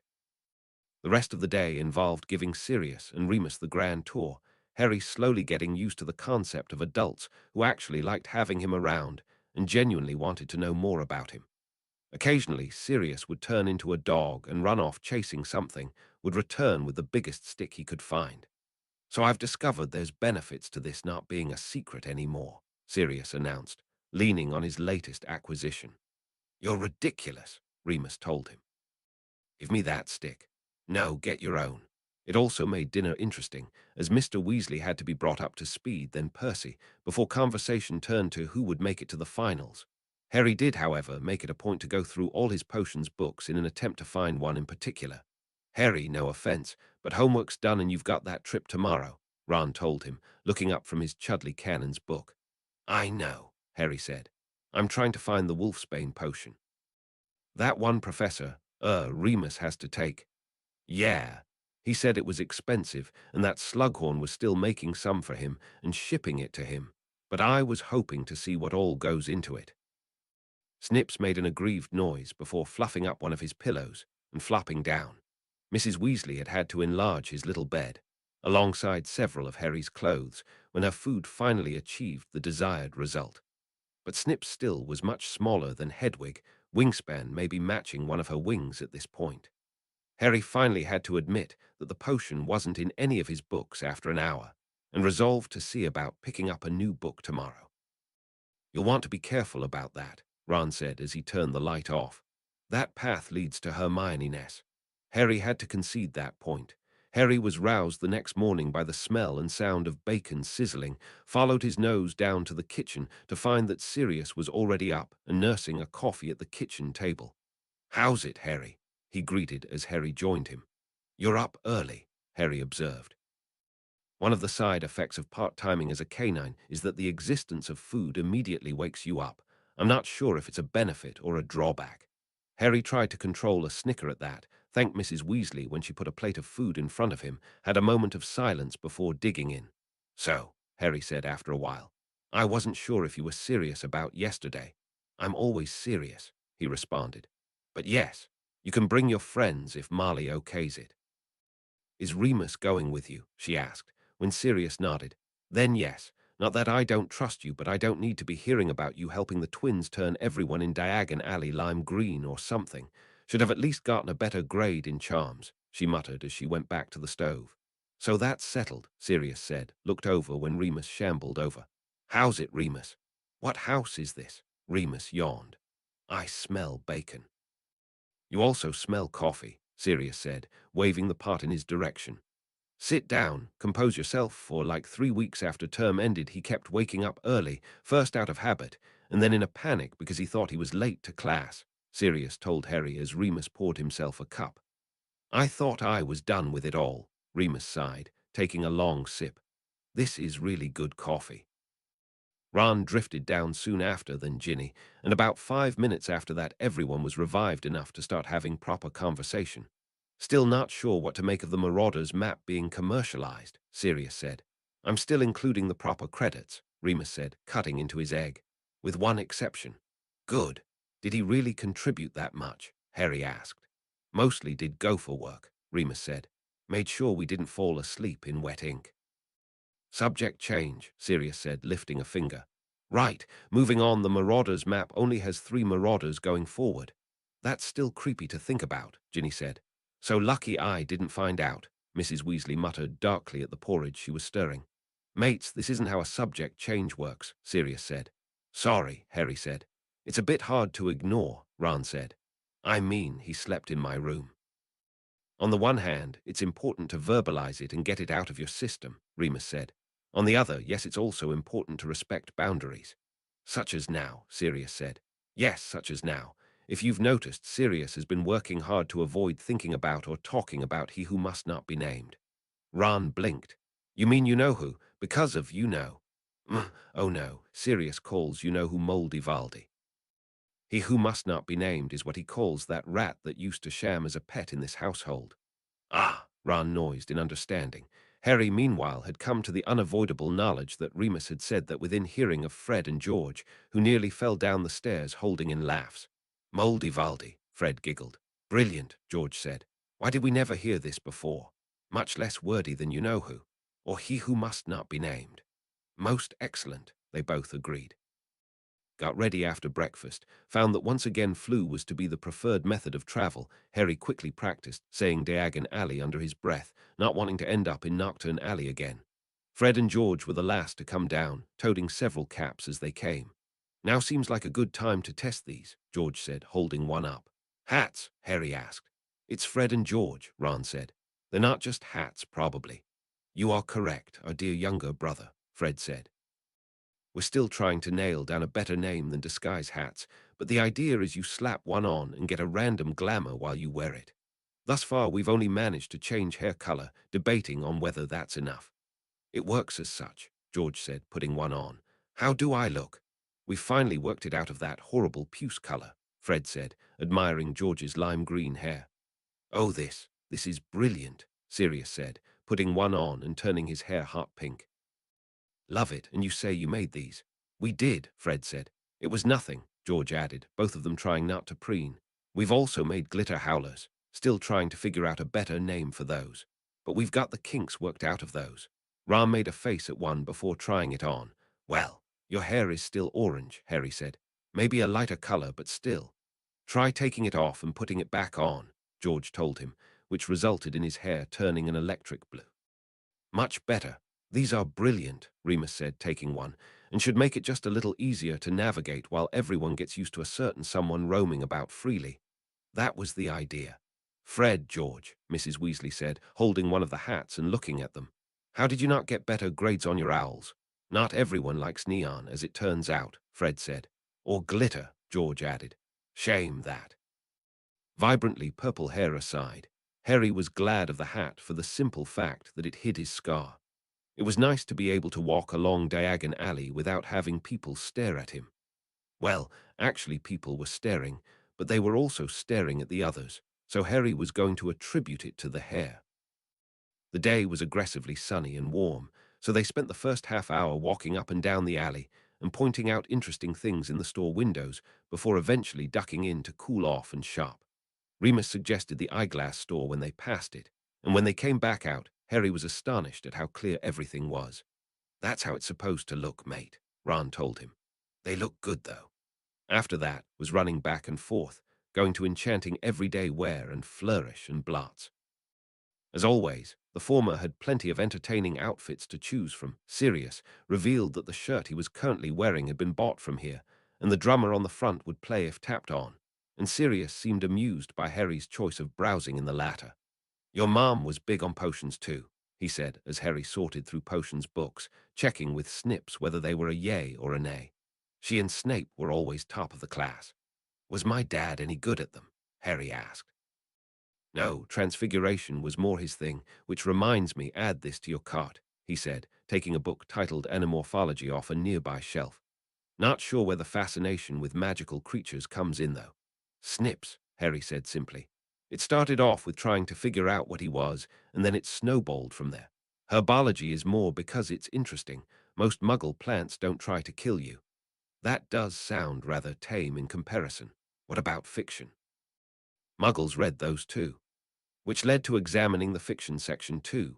Ginny found a book series about warrior owls, and Harry found a book written from the viewpoint of a dragon, which seemed the sort of thing Hagrid would like. His last letter said he was visiting Romania again to check in on Nora, and was wondering how he was going to get the plus-sized teddy bear filled with dragon treats past customs. Herbology was browsed also because Neville's birthday was coming up. Ron barked out a laugh suddenly and called Harry's attention to a book called The Harry Potter, a biography of a herbologist, which entertained Harry so much that he bought two and declared the second for Neville. As for potions, Snips signed off on 500 potions to brew before you die, an assortment of advanced potions, and his own copy of Better Herbs and Potions, so he didn't have to keep borrowing Mrs. Weasley's. After that was a visit to Florence's, who recognized Harry despite the hair and agreed it was amusing between chortles. They enjoyed their ice cream outside, Sirius and Remus quizzing Fred and George on their products as Harry resisted tugging out one of his new acquisitions and instead discussed Quidditch for a while with Ron and Ginny, who said she was thinking about trying out for the team this year. I've been playing against my brothers all my life, so I know the basics, she said. And there's no harm in trying, right? Harry and Ron agreed, and when the ice cream was getting close to being done, they debated on where to go next. I kind of wish I brought my potion supplies so I knew what I was low on, Harry said, eyeing the apothecary down the way. Well, the good news is, Diagon Alley isn't going anywhere anytime soon, Remus said reasonably. You can make a list when we get back, and then we can visit some other day. That was fair enough, Harry agreed, which made the next store they visited quality Quidditch supplies. Nothing had unseated the firebolt yet, but that didn't mean they couldn't explore and soak up the heated discussions focused on the rapidly approaching finals. After that, they went to Eliop's, where Sirius informed Ron that he was buying him an owl to replace He Who Must Not Be Named, seeing as it was his fault Ron no longer had a pet. Ginny helped with the decision of the little owl that had escaped from its cage and kept zooming around their heads, and the cashier seemed happy to be rid of it. It did lead to an interesting argument on the way back to the leaky cauldron for lunch, and then the burrow, in between Ron thanking Sirius profusely. We're not calling him Pigwidgeon, Ron insisted. But it's a cute name. It fits, Ginny insisted. Ginny, when you get your own pet, you can name that one. Fine then, what's your grand idea for his name then? Ron's extended silence and sour expression suggested he didn't have one. I'll think of something, he muttered. Ron did not.